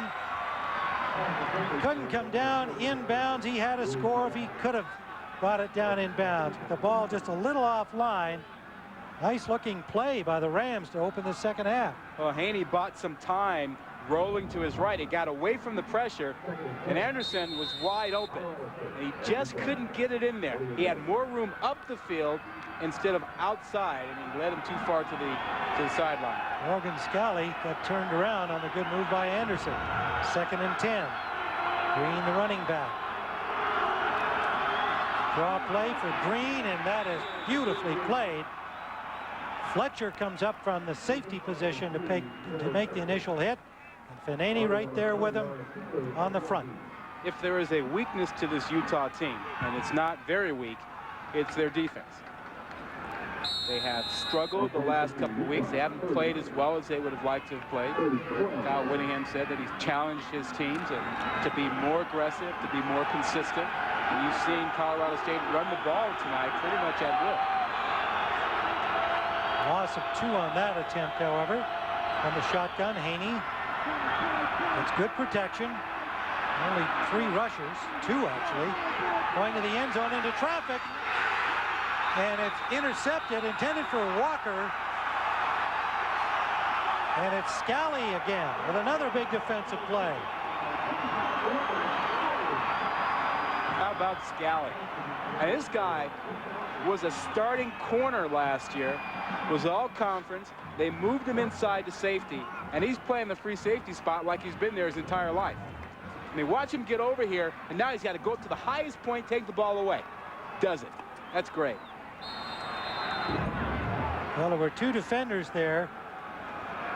So Haney didn't give himself a real good chance, or his receiver Walker, although Walker's a good leaper and went up and made the effort. But Scally comes down with his 2nd interception of the game. In the end zone, first down at the 20 for Utah. Marty Johnson, along with 4 wideouts in the backfield. Oh, what a catch! Steve Savoy hauls that in with 1 hand. Stratton there to put the pop on him. And a first down at the 36, a 16-yard gain. And you see why he was the biggest recruit Utah landed in the last several years. Ron McBride's staff, Ron McBride and Vincent White, an assistant coach with Ron McBride, went out to D.C. to bring him out here from Dunbar High School. It impressed him so much, he decided to make the trek across country. Terrific looking athlete, right? You gotta love that guy. I mean, he could be a running back. He was in high school, played quarterback in high school and wide receiver. Johnson nowhere to run this time. Well strung out by the Rams, and John Nichols, reserve linebacker, came up to get the hit, number 49. He's a redshirt freshman from Bellflower, California. One of the quite accomplished heavyweight, Jerry Quarry. Just really? A piece of boxing trivia to throw in there. Well, I don't know anybody else from Bellflower. Jerry Quarry, you know, you think boxing, I start thinking Muhammad Ali, not Jerry Quarry. Well, Jerry Quarry was a good heavyweight. Fought for the title a couple of times. Pass is complete to Savoy again. Makes his own running room. Fumbles the ball. Recovered by the Rams down at their own 18-yard line. Did it go out of bounds, or no? Utah got it back. I think that was Madsen who hustled down there. Good job by him. Now watch Savoy here. He shows you his great skills after he catches the ball. Great speed, good moves. Look at that one there. Gets right by Stratton. Now watch Madsen. Madsen shouldn't have that ball, but he winds up getting it anyway. Wow. You know, when it's going your way, it's really going your way. And they have had the ball literally bounce into their hands. Nichols, number 49, appeared to have the ball covered. The ball was originally stripped by Cicero to the end zone, overthrown, intended for Madsen. It's kind of a nice, at least, try to give him a little reward for making that fumble recovery. They go right to him in the end zone. They're overthrown by Smith. Well, Smith has only made a couple of bad passes tonight, and that was one of them. And he's been on fire. Alex Smith, hotter than a pistol in that first half, and he's now 16 of 21 for 196 yards, 3 scores. And they're threatening again at the 19-yard line. Inside handoff for Johnson. Gets down to the 15-yard line, and here at Rice-Eccles Stadium in Salt Lake City, the undefeated Utah Utes at 8-0 against Colorado State's Rams, and it has been all Utah, 42-10. Another great night for Alex Smith. Day 10 of 19 days of football across our networks, ESPN, ESPN2, and ABC.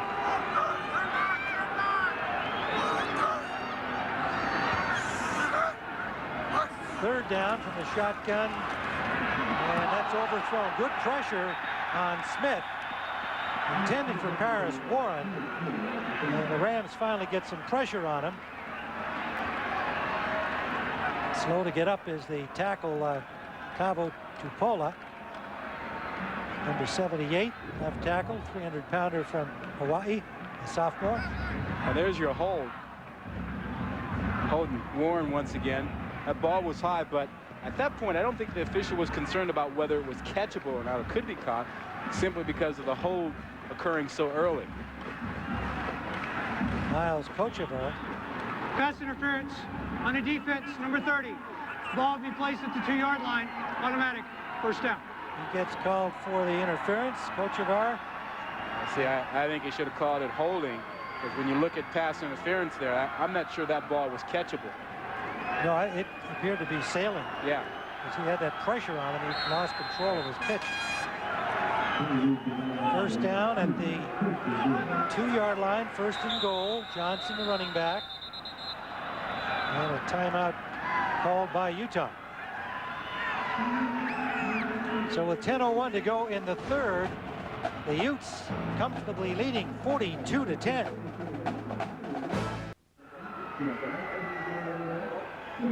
Tim Ryan, Rod Gilmore, Heather Cox here at Rice-Eccles Stadium in Salt Lake, where the Utes threatening again, and they're up 42-10 early in the second half. An interception by Scally in the end zone, setting up this long drive. Has him down at the 2-yard line with the help of a fumble recovery by Utah. And Johnson stopped right at the line of scrimmage. Well, I'm betting that if they run it again here, they'll be looking towards Chris Kemoatu, number 68, their big offensive lineman. And he's getting a lot of attention. Scouts keep coming through here. A lot of scouts are saying he's the best lineman they've seen. Big, athletic. Saw him in the hotel last night. He's huge. He was carrying around a case of Mountain Dew. Looked like one can. Well, his hands are so good. Johnson, he's in, touchdown. Marty Johnson, that's his third of the game, all from about the same distance, a yard out. Yeah, they went right behind Chris Kemoatu.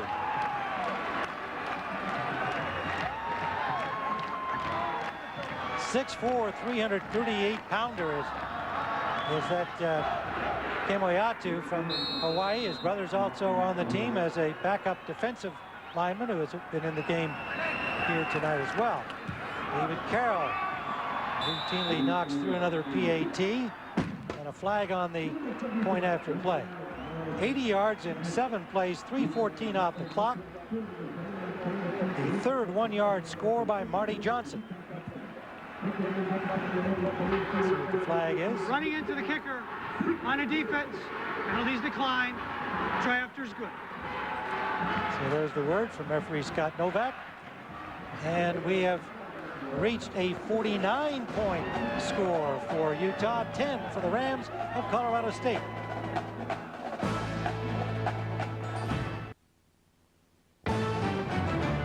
ESPN2's College Football Primetime, brought to you by Suzuki. More and more people are making the smart move to Suzuki. Back at Rice-Eccles Stadium, Tim Ryan, Rod Gilmore, Heather Cox, and Utah just laying it on Colorado State, 49-10 in the third quarter, 9:14 to play. The unbeaten Utes trying to make it 9-0 on the season, holding their position in the BCS rankings at number 6. They come out of their bunch huddle before the kickoff. Ivankovic kicking to Herbert. He brings it out from the end zone. There's a good move by Herbert. He's got some running room, still going.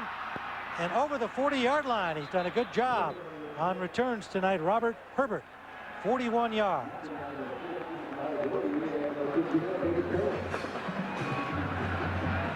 .904 on the clock.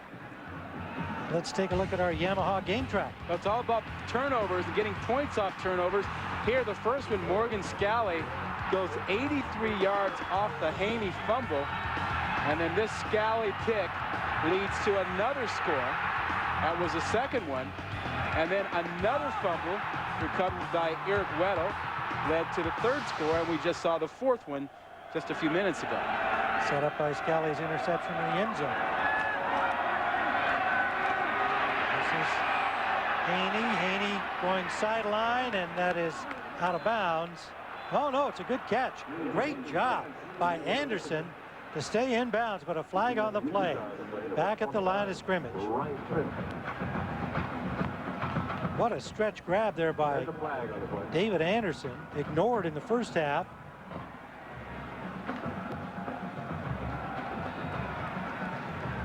Looks like a hold against Utah. Let's go down to Heather Cox, pardon me. Kevin Scott, the referee.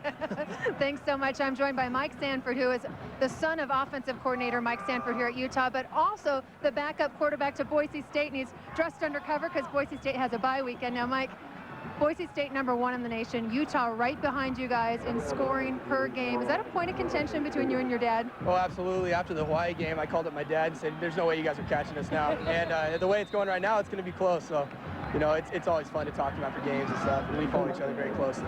You guys had 69 against Hawaii. Utah definitely getting there. Now, would it be a dream come true for you guys, Boise State, to face Utah potentially in a bowl game? Oh, absolutely. I'm sure that there'd be a lot of awkward situations there during the bowl week or whatnot, but it'd be a dream come true for our family. And, you know, if there's any way it could happen, it'd be awesome. You know? Certainly wishing you continued success. Both Utah and Boise State remain undefeated, guys. Okay, Heather. There's Mike Sanford, Mike Jr.'s dad, and his dad is really good friends with Chris Peterson, who's the offensive coordinator at Boise State, and they've played a little bit of I'll one-up you in the scoring department the last couple weeks as well. Haney's pass intended for Damon Morton fell incomplete, leaving 2nd and 10 from the 30-yard line. Haney now 6 of 15 for 120 yards. The middle into traffic again, and that's another pick. Eric Weddle, number 32, third interception of the freshman quarterback Caleb Haney. Weddle, the sophomore from Alta Loma, California. This is becoming too easy for the safeties. Weddle, to your left, is just hanging back there, waiting for the ball to be thrown. Drives on the ball, goes to the highest point. That's textbook. And that's the way you coach it. Drive to the ball, jump to the highest point, take it away from the receiver.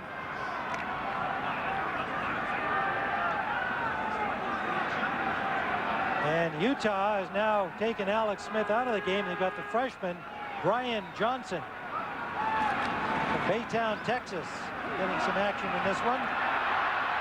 And that is Quinton Ganther on first down.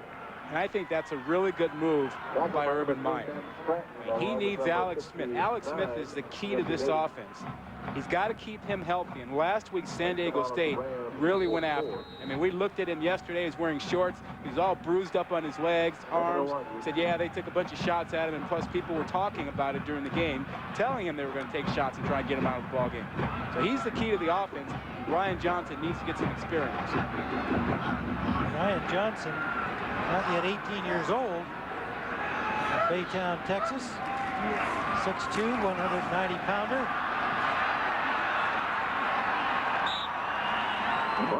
Gets the ball into the 35-yard line on foot. And just because Johnson is in the ball game, don't think that Meyer will call off the Dogs. They want points. Urban Meyer told us yesterday that he thinks the BCS requires you to get points. He said, you know, Bob Stoops had to do that to his good friend Mangino, the head coach at Kansas, a couple weeks ago, and he said that's what it's come down to. So he will go get the points in this ball game. Three wide receivers out to the left. Ganther remains the running back. Johnson gives to Ganther, a big hole for him. First down, and drives his way to the 17-yard line. Ben Stratton finally hauls him down there. Quinton Ganther, 18 yards on the gain. And spot the ball at the 18. It's a good shot of seeing him work. Big holes. Chris coming out to, giving him a big lane inside. You see why Chris Kemeatu is really getting so much attention. He's a great blocker inside. He sure is. Oh. Of course, that enormous strength with good feet for such a big man. Yeah. Ganther setting them up at the 18-yard line, and he remains as the setback. 3 wideouts to the left. Ryan Johnson keeps it. Johnson's got blockers out there from the wideouts, and he gets about 9. Ryan Johnson pushed up by Lance Cicero. Good job by the receivers out there blocking on the wide side.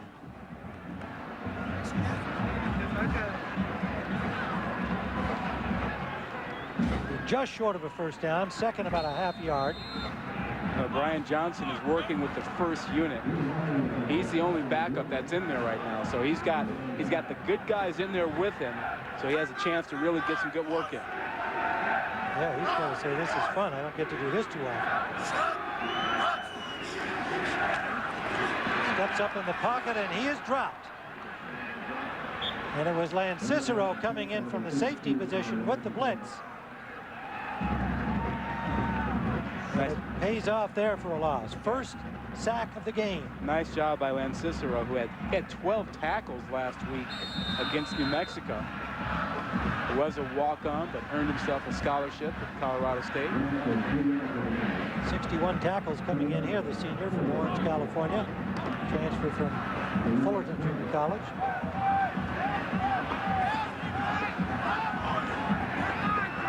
Third down.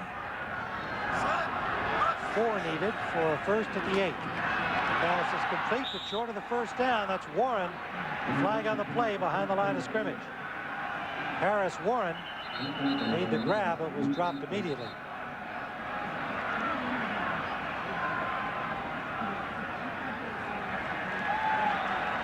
(49-10) the lead. 6:01 to go in the third. Sonny Lubick trying to keep his troops up. Roughing the passer on a defense, number 32. Helmet-to-helmet contact. Half the distance of the goal. Automatic first down. And here comes then Cicero once again. And he just goes helmet to helmet straight up.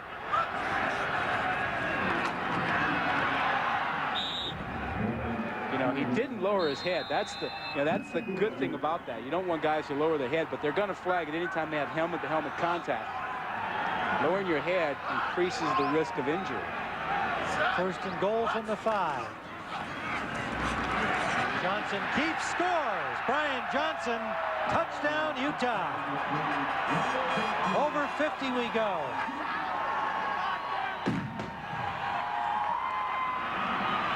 That was that read option. All he does is put the ball in his running back's stomach, takes a look at the end to see if the end is coming down. He's coming down. He keeps it. Goes outside. Well, this score set up by the interception by Weddle. Another point after is good, and the score is 56-10. Rice Eccles Stadium, Utes fans enjoying this one, a wipeout.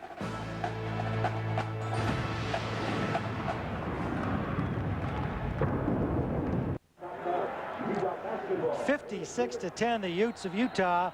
5:43 to go in the third quarter. Kovakovic will kick it off. The backup quarterback, young Brian Johnson, taking the ball in from 5 yards out for the latest Utah score. Herbert from the goal line. And he's dropped at the 15. Well, you know, Rod Gilmore, if this rank of number 6 in the BCS standings holds up for Utah, there are a lot of complications in terms of where and if they would play a bowl game. Well, we talked to Steve Earhart, who's the executive director of the Liberty Bowl tonight, and he told us that they have an enforceable contract and that they would love to have a highly rated Louisville and Utah team, and that in order for them to give them up, it's going to take more than money. It's also going to take another team coming in that they really like, say like a Texas or someone. So this thing is far from being resolved. That, yeah, you're not just automatically going to have Utah going to the BCS and the Liberty Bowl saying, oh, well. Lots of things have to happen, of course, and that includes realistically them going undefeated, clearly, the first thing. And then I guess, you know, when you get to these decimal points, factoring in all of the actual rankings among the remaining unbeaten teams, this is going to be a bit of a mess. Well, and from the Liberty Bowl's perspective, you can understand it. They've been around for 46 years. Now they have a chance of having a great matchup, and then someone wants to take it away, and they have a contract that they want to enforce. Now, if they could get a Texas or someone else that would want to go there, they might be willing to do it. But I also believe that the Liberty Bowl was upset to find today that the Mountain West teams are already talking about splitting up that BCS money, and they haven't made a deal with the Liberty Bowl yet. Which may explain the presence of Mr. Earhart here tonight. Out to the 35-yard line for the Rams. Kyle Bell getting the carry. Let's go to Matt Weiner in the studio. All right, Tim, the fog has begun to lift a little bit in Corvallis, revealing a better USC effort. Matt Leinart to Dominic Byrd. Bird's second touchdown of the game. Trojans have a 1-point lead in the third. What is it with the 1-point leads? Boy, what a day. Yeah, Huh? I mean, California and Oregon, 1 point, and now USC and Oregon State, tight game. And Oklahoma having to come for 2 touchdowns behind at Texas A&M. And only winning by a touchdown at the end. Pears called Prior to the snap, false start. for a motion Offense, penalty. Number 74, 5-yard penalty. We play first down. You know, on game day this morning, Chris Fowler said that that would be a tough game for USC. And Urban Meyer told us yesterday he always watches game day because he stays up on everything. Says he never misses it any weekend. I think he stays up all night so that he can see it. And that's my suspicion about Urban Meyer. You don't get much passes.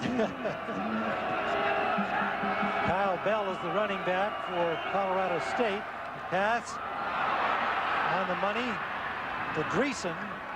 And he gets all the way out to the 50-yard line. Let's go down to Heather Cox. You guys talked about a representative from the Liberty Bowl being up in the press box, but also representatives from both the Orange and the Fiesta Bowls up in the press box. So 2 of the big BCS Bowls up there. I think everybody's probably feeling a little bit possessive of these Utah Utes. Could be a bit contentious up there in the press box, guys. Better keep them apart. We might have a little brouhaha between the Liberty Bowl, Orange Bowl, and Fiesta Bowl. Boy, it's nice to be loved, isn't it? 56-10 the score, 3:58 to go. Rams with the ball.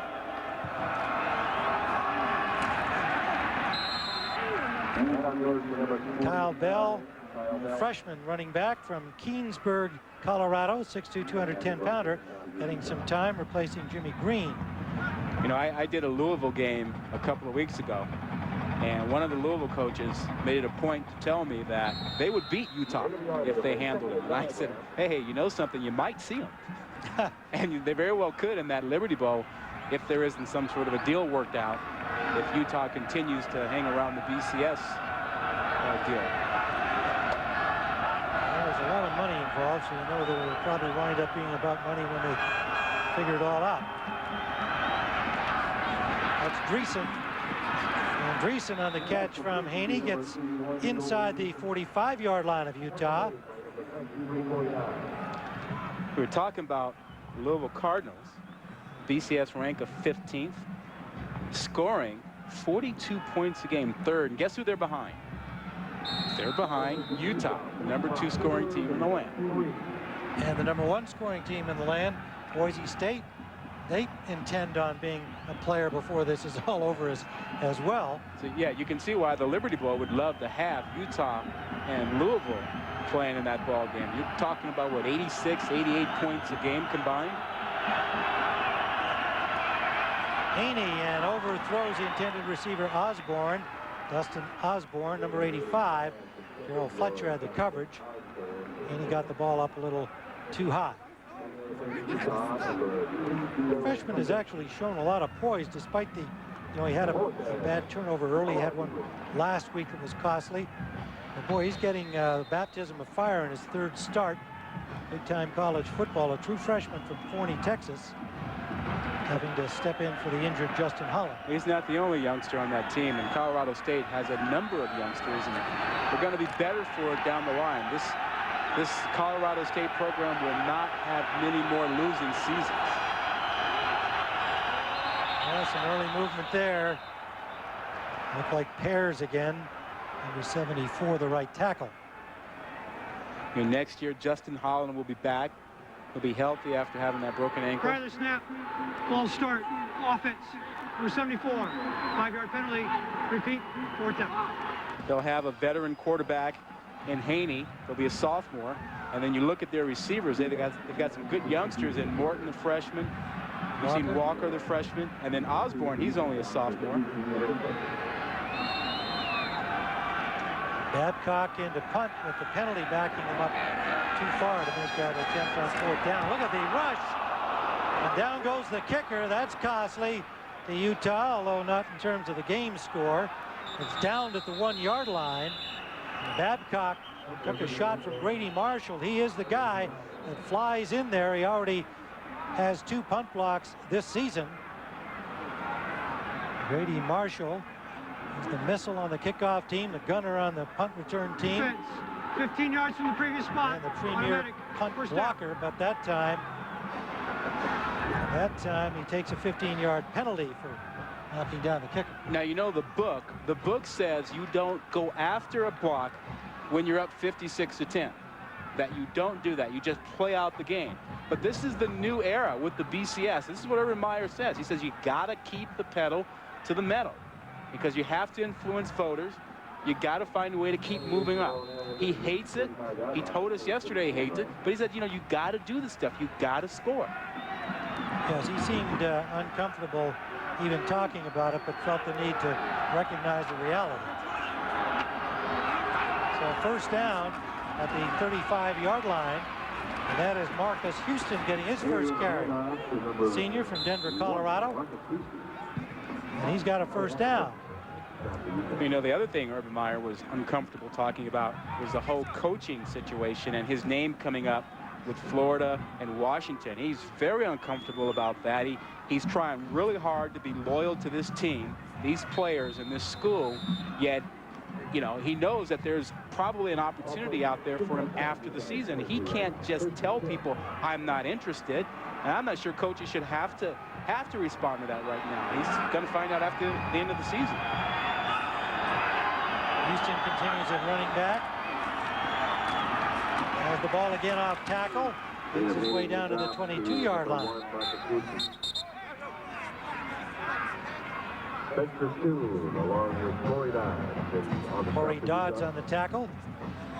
One of the great young men in college football, Marcus Houston, came over here from Colorado, has done some wonderful things off the field, some community activities, even I believe he spent some time over in Africa doing some good community work.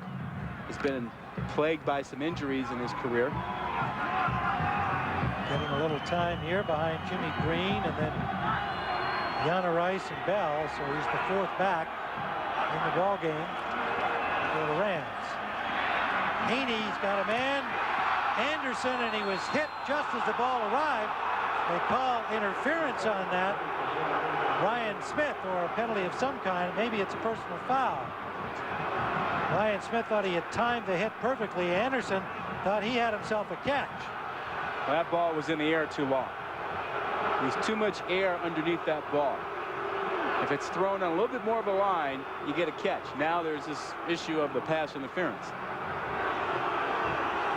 And he had Anderson open for sure down at the 5-yard line. Pass interference. On the defense. 29. 15-yard penalty from the previous spot. 1st down. Yeah, the crowd is booing, and they've got a good right to boo. I mean, this is a bad call. I mean, watch Smith. He's going to play the ball. He goes up, gets his hands on the ball. And that's a great play. That's a great athletic play, and he gets flagged for pass interference. Look at this. Go up for the ball. He has the right to go get the ball. Anderson was sure surprised to have that set of arms arrive over his shoulder. He thought he had the ball coming right into his hands. A tough call on Ryan Smith, but the Rams are now at the 6-yard line. First and goal. That got the student section alive. Houston scrambles his way down to the 1 with a good effort. Spencer Toon finally pulls him down there.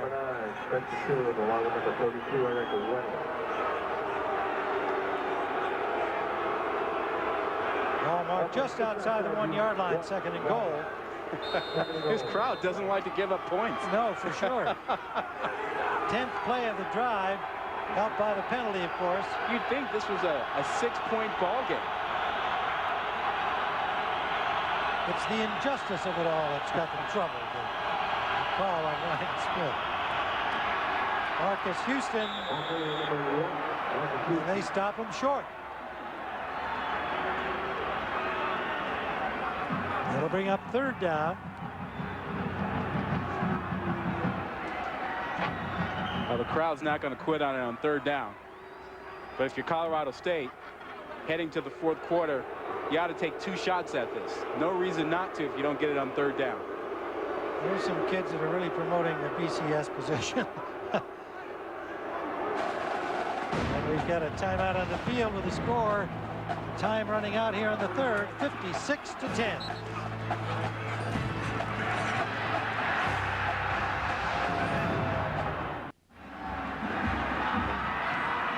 We're back here at Rice-Eccles Stadium. Utah on top 56-10. The Rams of Colorado State have it at about the 1-inch line. Ryan Smith, the guy who got the penalty that gave this opportunity here to Colorado State, came out and just started being a cheerleader in the end zone. They'd love to stop the Rams here. There's no mercy. Marcus Houston hit behind the line. The ball came loose. See who's got it. No signal yet. I think the fans are as into this as the players are. No question. And Ryan Smith was working that big time. Loss of about a half a yard. I've never seen a crowd this fired up for a goal line situation in a 56-10 ball game. They don't want to give give me anything. You got to be kidding me. Look at that. You're looking at the muss, the mighty Utah student section. Houston again, and he scores. Touchdown. So the Rams quiet the crowd momentarily.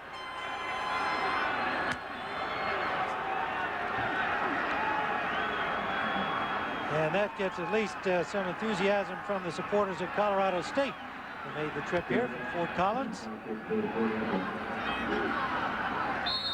56-16, point after coming, Jeff Babcock. You know, the crowd's going to get loud when Utah goes on offense because they'll want an equalizer. An equalizer? Yeah, they gave up a touchdown. They want to get one back. 84 yards in 12 plays, and the 1-yard touchdown by Marcus Houston.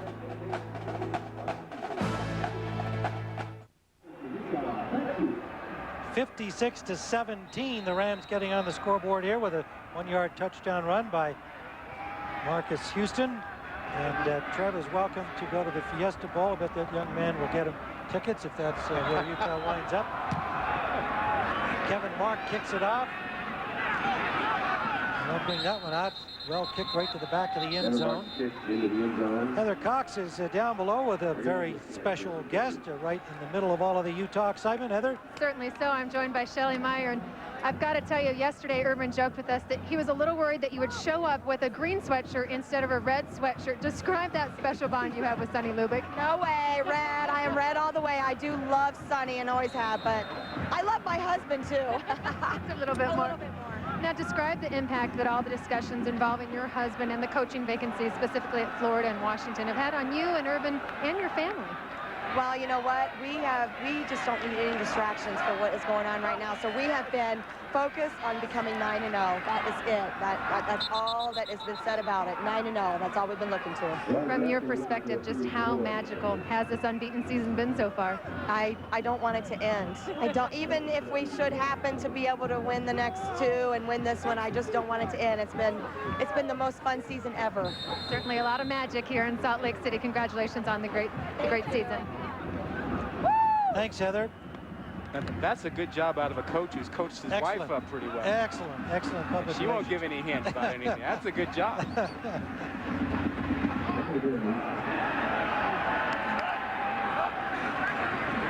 Ryan Johnson pitches to Paris 1, coming off the outside wideout position.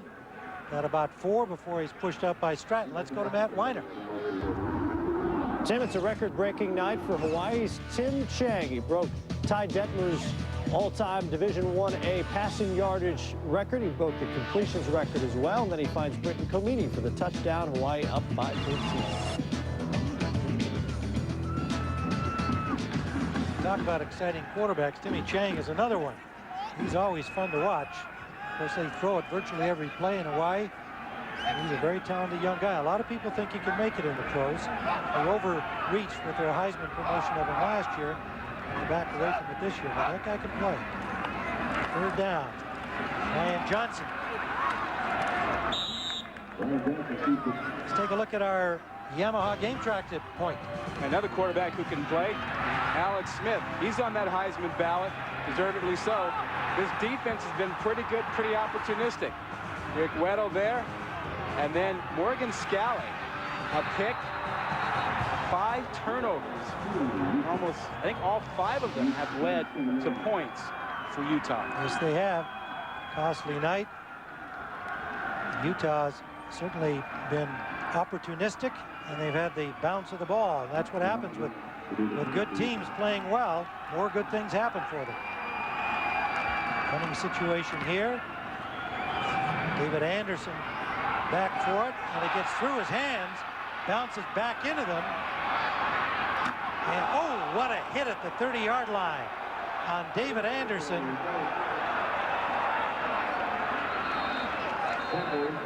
A 49-yard punch, just a 2-yard return. The wind knocked out of him by Reza Williams.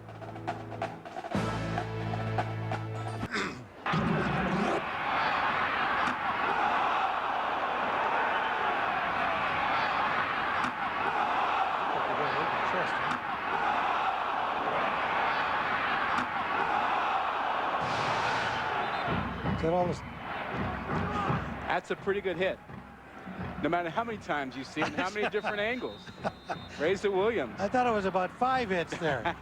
It caught us unaware of those guys in the truck, but that was great. What a shot. And you saw it several times. Anderson, fortunately, able to get himself back into the action. 1st down at the 30. Anderson has not been a factor catching the ball in this game. Their leading receiver, one of the best in the conference. And that is tipped and nearly intercepted off the hands of Walker, the receiver. Came down nearly into the hands of Evans. Check that.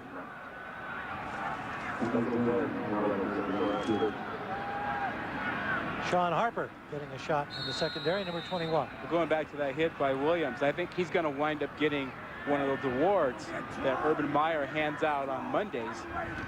He does a victory meeting with his team on Mondays.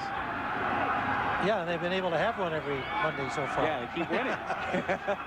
That's the Hit City section. I guarantee that's in there tomorrow. Monday, I should say, and that's caught by David Anderson, and that's just his 2nd catch of this game, 16-yarder. And Tim, what they do at that meeting is they play highlights, big hits, great moments, and then Urban Meyer will hand out awards. I mean, if you have a great hit, you might get a hat that says Hit City, a big hat, big hit hat, something like that. And the other thing they get is they get to eat well. If you win, you get steak and shrimp.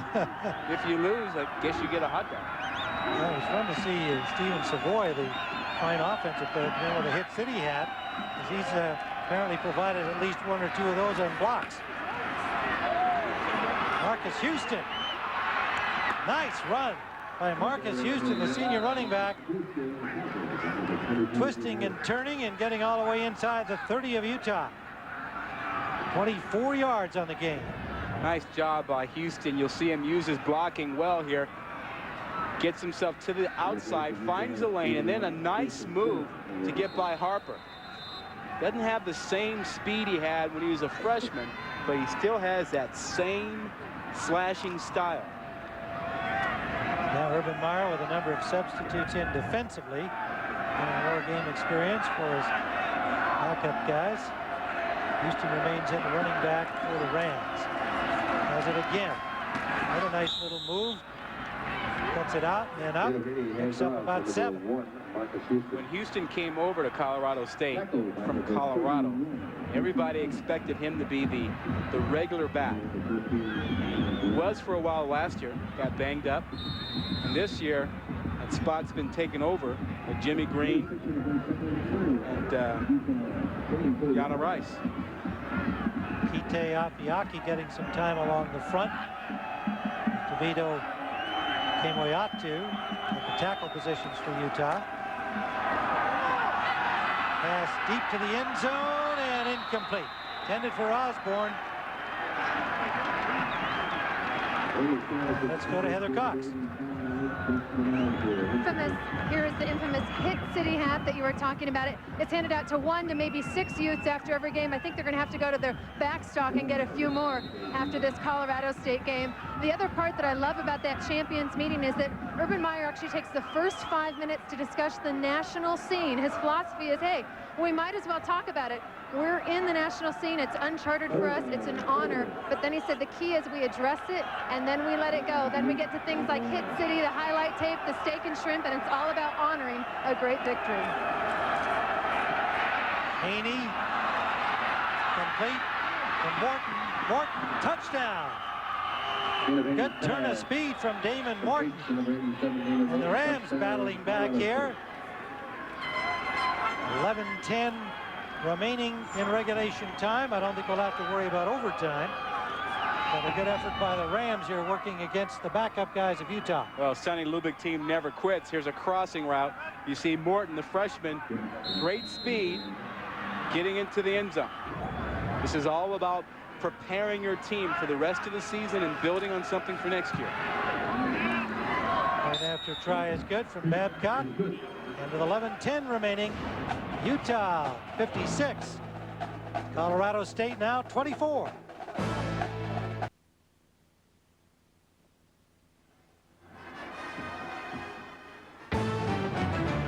ESPN2's College Football Primetime. Brought to you by Wendy's Homestyle Chicken Strips. Another reason it's better here. The guy in the silver suit, that kind of intrigued me. I mean, he looked like he probably wears that all the time. From the kickoff, there's running room out to the 39-yard line for Justin Walker. And a reminder that tomorrow is day 10 of 19 days of primetime football. Ray Lewis and the Ravens will be taking on Jeff Garcia and the Cleveland Browns, hoping to avenge that opening week loss. Both teams look for a win to stay alive in a tight race for the AFC North. Browns and Ravens also available in high def on ESPN HD. Call your cable operator, DirecTV or Dish Network today. First down from the 40-yard line.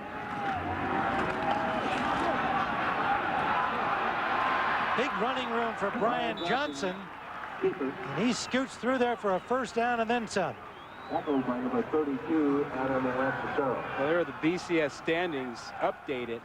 And if you're wondering if Utah can stay in that top 6, take a look right there at Texas. Texas may pass them eventually. Georgia as well. We're talking about teams that, since they have a tougher schedule and they're in the BCS, they may, as the season wears on, the next couple of weeks, pass Utah and drop them to number 7 or number 8.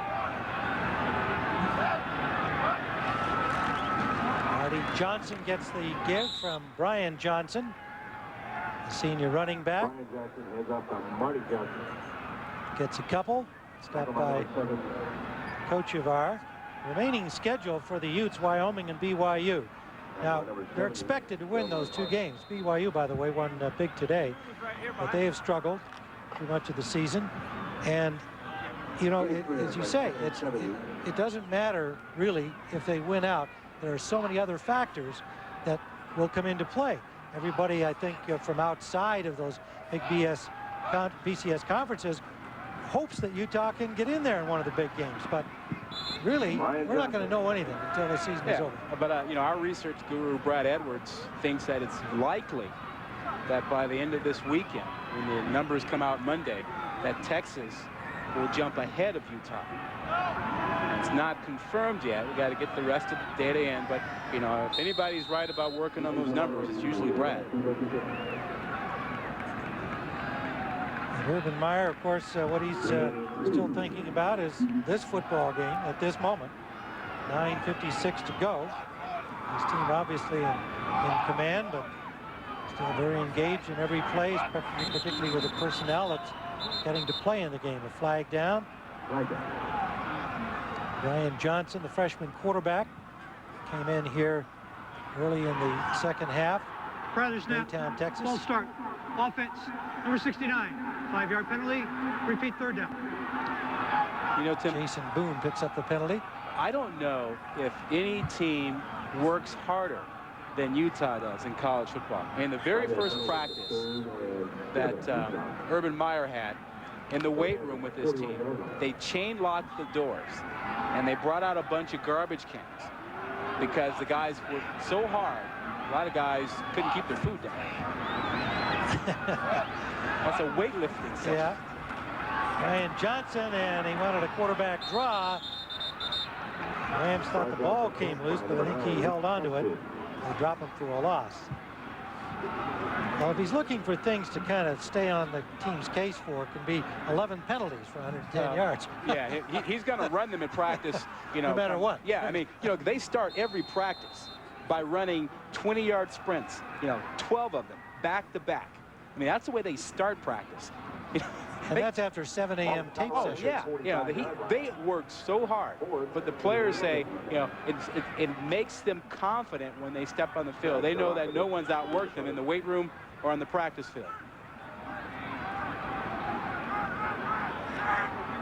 Fourth down punting situation for the Utes. Fair catch signal by David Anderson. And the Rams will start from about their 22-yard line. Well, their arch rival here in Salt Lake, BYU, down the road in Provo, the last national championship team, 1984. A Holiday Bowl. Robbie Vasco was a quarterback. This game against Michigan. BYU winning the national championship 24-17. They are the last non-major conference team to win the national title. It is coincidental that it's another team from the state of Utah, and that exciting BYU passing attack with such a great history. I don't think we'll ever see another non-BCS team win the national championship. Really? Really, I don't. I just don't see that happening unless the whole process has changed. I think a non-BCS team will get into the BCS, but I don't see them getting into the big game, the big dance, championship game. Big enchilada. Rams on first down. Kyle Bell digs his way out. They're close to 10. The reason I say that is that you're always going to have an issue of scheduling when you compare a non-BCS team to a BCS team. I mean, you're always going to give the nod to the SEC, the Big 12, the Pac-10, you know, the Big 10 for playing the tougher schedule. And then you have your Mountain West and other conferences that will only have one or two, or in Utah's case this year, 3 BCS teams, and a couple of those teams were down. I noticed, I'm sure it was inadvertent, you left out the Big East. Yes. Yes, I did leave them out, with good reason. Well, you see, that might be part of the puzzle, is that some of these positions of the conferences may be restructured in the restructuring of the BCS. Again, the tackle by number 89, Nick Santana. Kyle Bell, a ball carrier again, another first down for the Rams, and a chance to remind you with 8:05 to go that we are here at Rice-Eccles Stadium in Utah talking about the Utah Utes and their role in the BCS picture this year. They had a 56-24 over their Mountain West Conference rivals, Colorado State's Rams, 56-24. Another high-scoring effort on the part of this exciting Utah team and their spread offense. This is freshman quarterback Caleb Haney going deep downfield. Ball hangs up a little too much. Flag comes down, intended for Damon Morton, and he may have drawn an interference call. Number 24, Tim Harris, back up corner. Likely be the culprit. Pass interference on the defense, number 24. 15 yards from the previous spot. Automatic first down. Well, we had 4 or 5 pass interference calls tonight. Yes. And the problem here is that he never looks back. And you're always going to get flagged. And, you know, Harris should know better than that. You got to get your head around. If he turns his head around, that's a good play. It's also happened to a couple more of the more experienced players, both on Utah and Colorado State, not looking back for the ball tonight. That puts the ball at the 47-yard line of Colorado State. Bell remains the setback. 2 wideouts to the left. Haney going deep, but that's well overthrown. Once again intended for Damon Morton. Tim, if you're in that position where you're trying to catch up to the receiver, you look for his eyes. You run hard until you catch up to him, and then you look in his eyes. And when his eyes get big, then you turn your head around.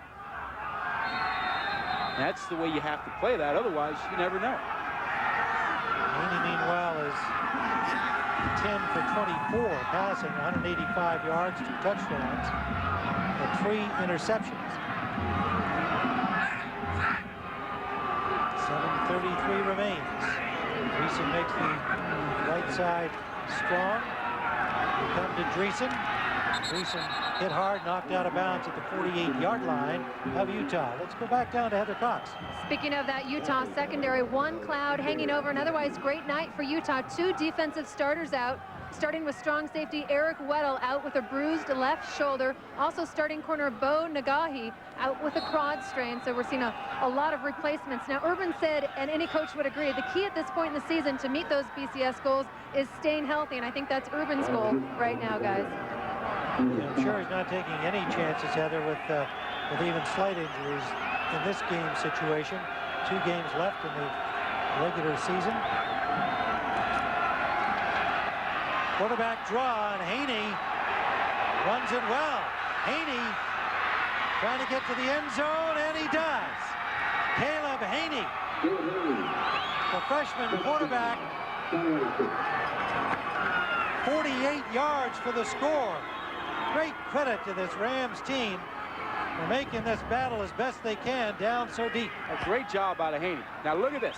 You see man-to-man coverage, only the free safety, and he runs away from him. Runs away from Harris. And now he shows he doesn't give it up. He started to stumble at the end there.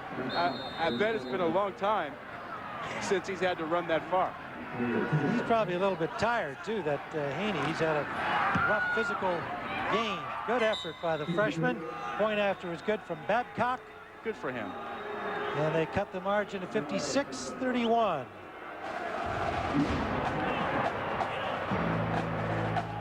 He's running out of gas right about here, but he sees that goal line. Despite the stumble, he's in.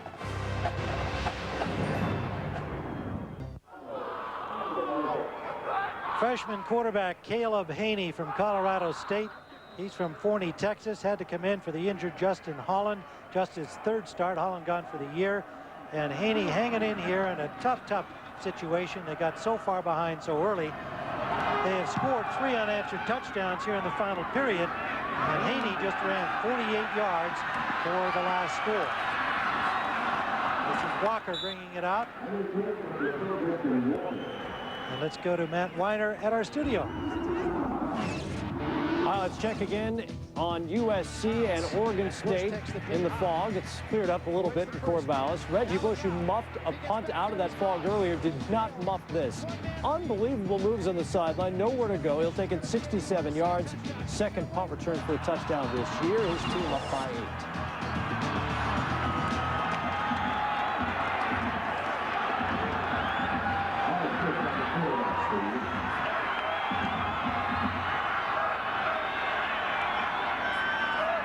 Well, I guess that Urban Meyer wanted to stop the bleeding because he's got Alex Smith back in the game here, replacing the freshman Brian Peterson, as Colorado State has scored 3 consecutive touchdowns. But 7:03 remains. A little unlikely that they're going to be caught from behind here in this game. So I think, Rod, it probably says something else. Well, you know, you saw Reggie Bush do his thing, and he was Alex Smith's teammate back in high school. And Alex Smith is back in to do his thing. I'm not sure. I'm not sure it makes a lot of sense, but he's back in here. 42-yard line, first down after that first play from Alex Smith.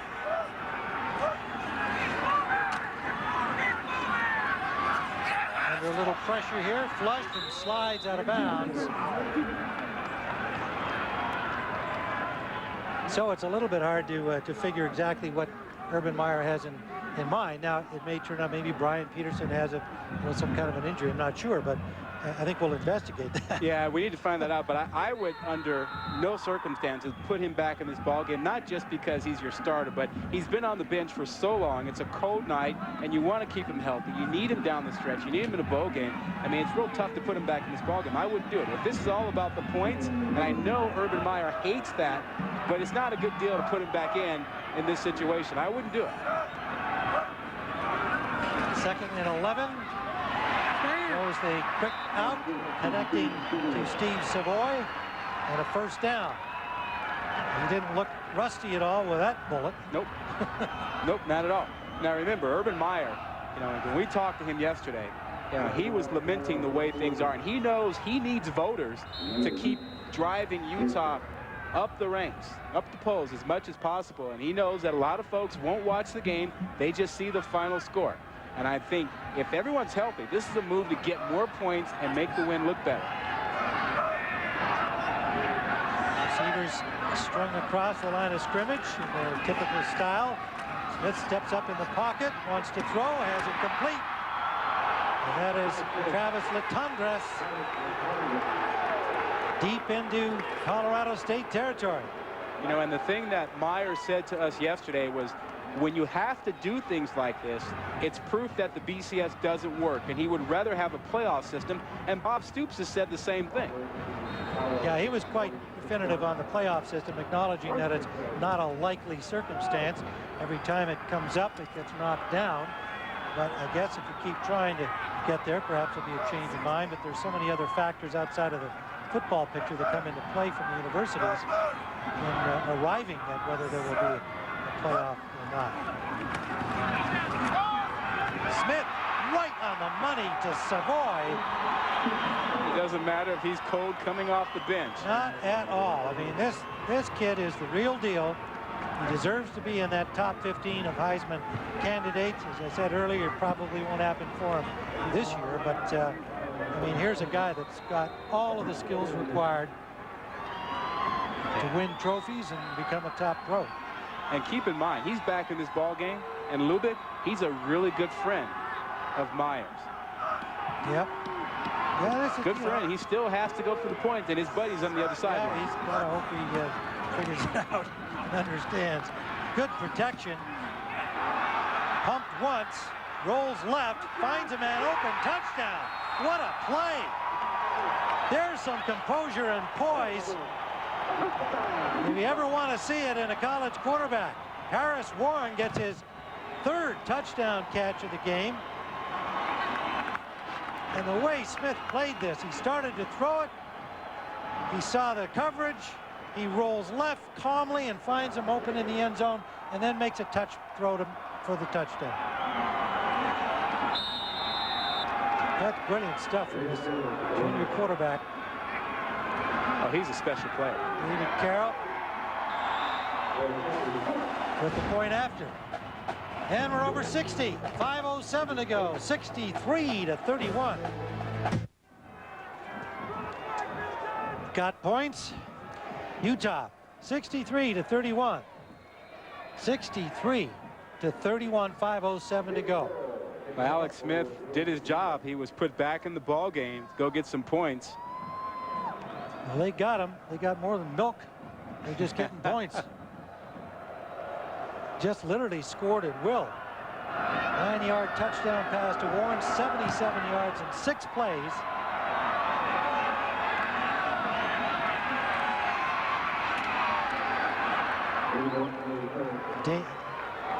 Damon Morton returning the kickoff, gets it out over the 27-yard line.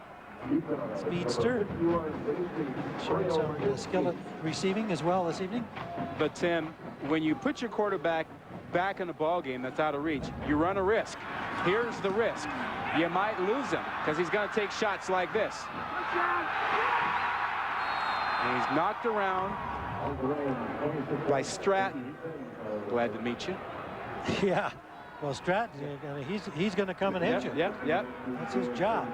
You want to keep the most important player on your team healthy. Kearney now in at quarterback next to Joel Dreesen. He had been warming up earlier when Haney took a dinger, but Haney was able to come back in and did quite well following that. And now J.C. Kearney from Highlands Ranch, California, in at quarterback. Here you see the most points Utah's ever scored against Colorado State. Did it tonight. He hung 63 of them up there. Second down play for Colorado State at their own 30-yard line. 2nd and 6, Joey Kearney. It's his first completion of the season.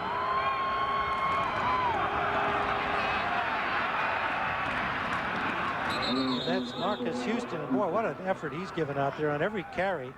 He's tried to get a little bit more since he came into the game in the second half, the senior from Denver.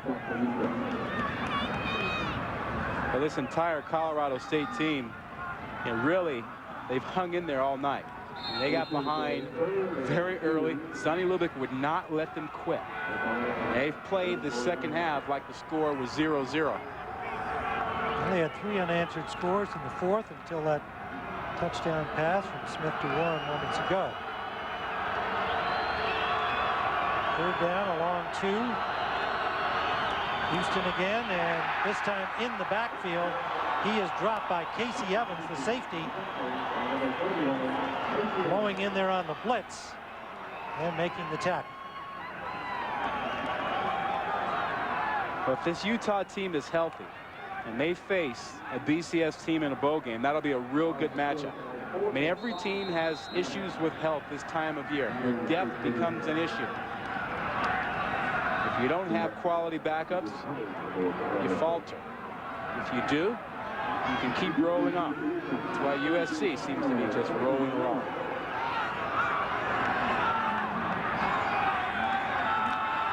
Adcock to punt. Caught at the 30-yard line on the fly. Fano Tongo Vailoa. Good return, 23 yards after a 40-yard punt. Taking another look at the BCS standings, none of the teams ahead of Utah lost today, so they won't get the benefit there. But Tennessee did lose. That will help them. But there's still the risk that Texas, Georgia, and possibly even a one-loss Michigan team could pass them and knock them out of the top 6, which gives you the automatic right to be in a BCS bowl instead of the top 12, where it's discretionary. Brian Johnson has come back in at quarterback. Maybe that hit on Smith got Urban Meyer's attention. Brian Johnson, the freshman. He runs it outside, gets inside the 40-yard line of Colorado for a gain of 7. Let's go to Matt Weiner. Well, Tim, what looked like could be a perilous night through the fog is cleared up a little bit for the Trojans. Lendale White with a 5-yard touchdown run there. And #1 team in the country now has a more comfortable 15-point lead at Oregon State. Matt Weiner's still there. Well, I was wondering how he could be sure what the score was. You can't see through the fog. All I know is that Matt's been pulling double duty. He's been there since early this morning. He's pretty foggy himself. I know. Flag on the play.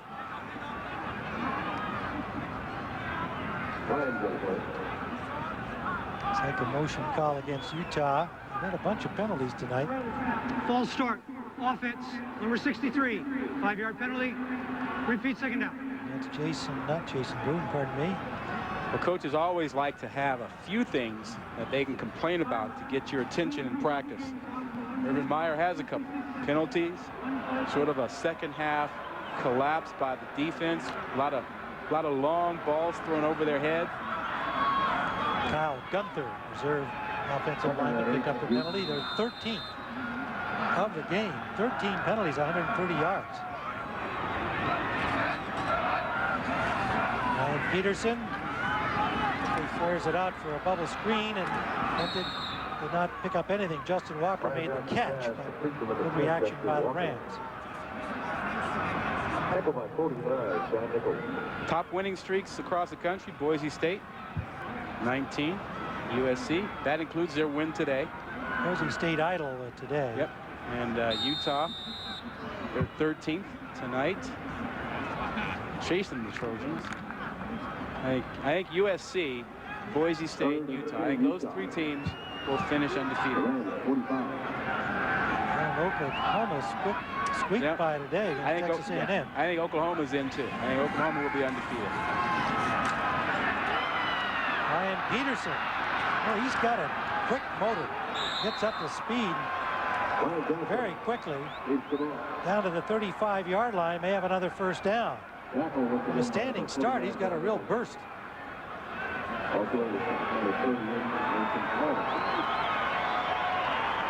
First down to the 35-yard line. 47.4 seconds remain. Well, if you missed the first quarter, you really missed the onslaught of this Utah team. It's something else. I think they're legitimately a top 10 team.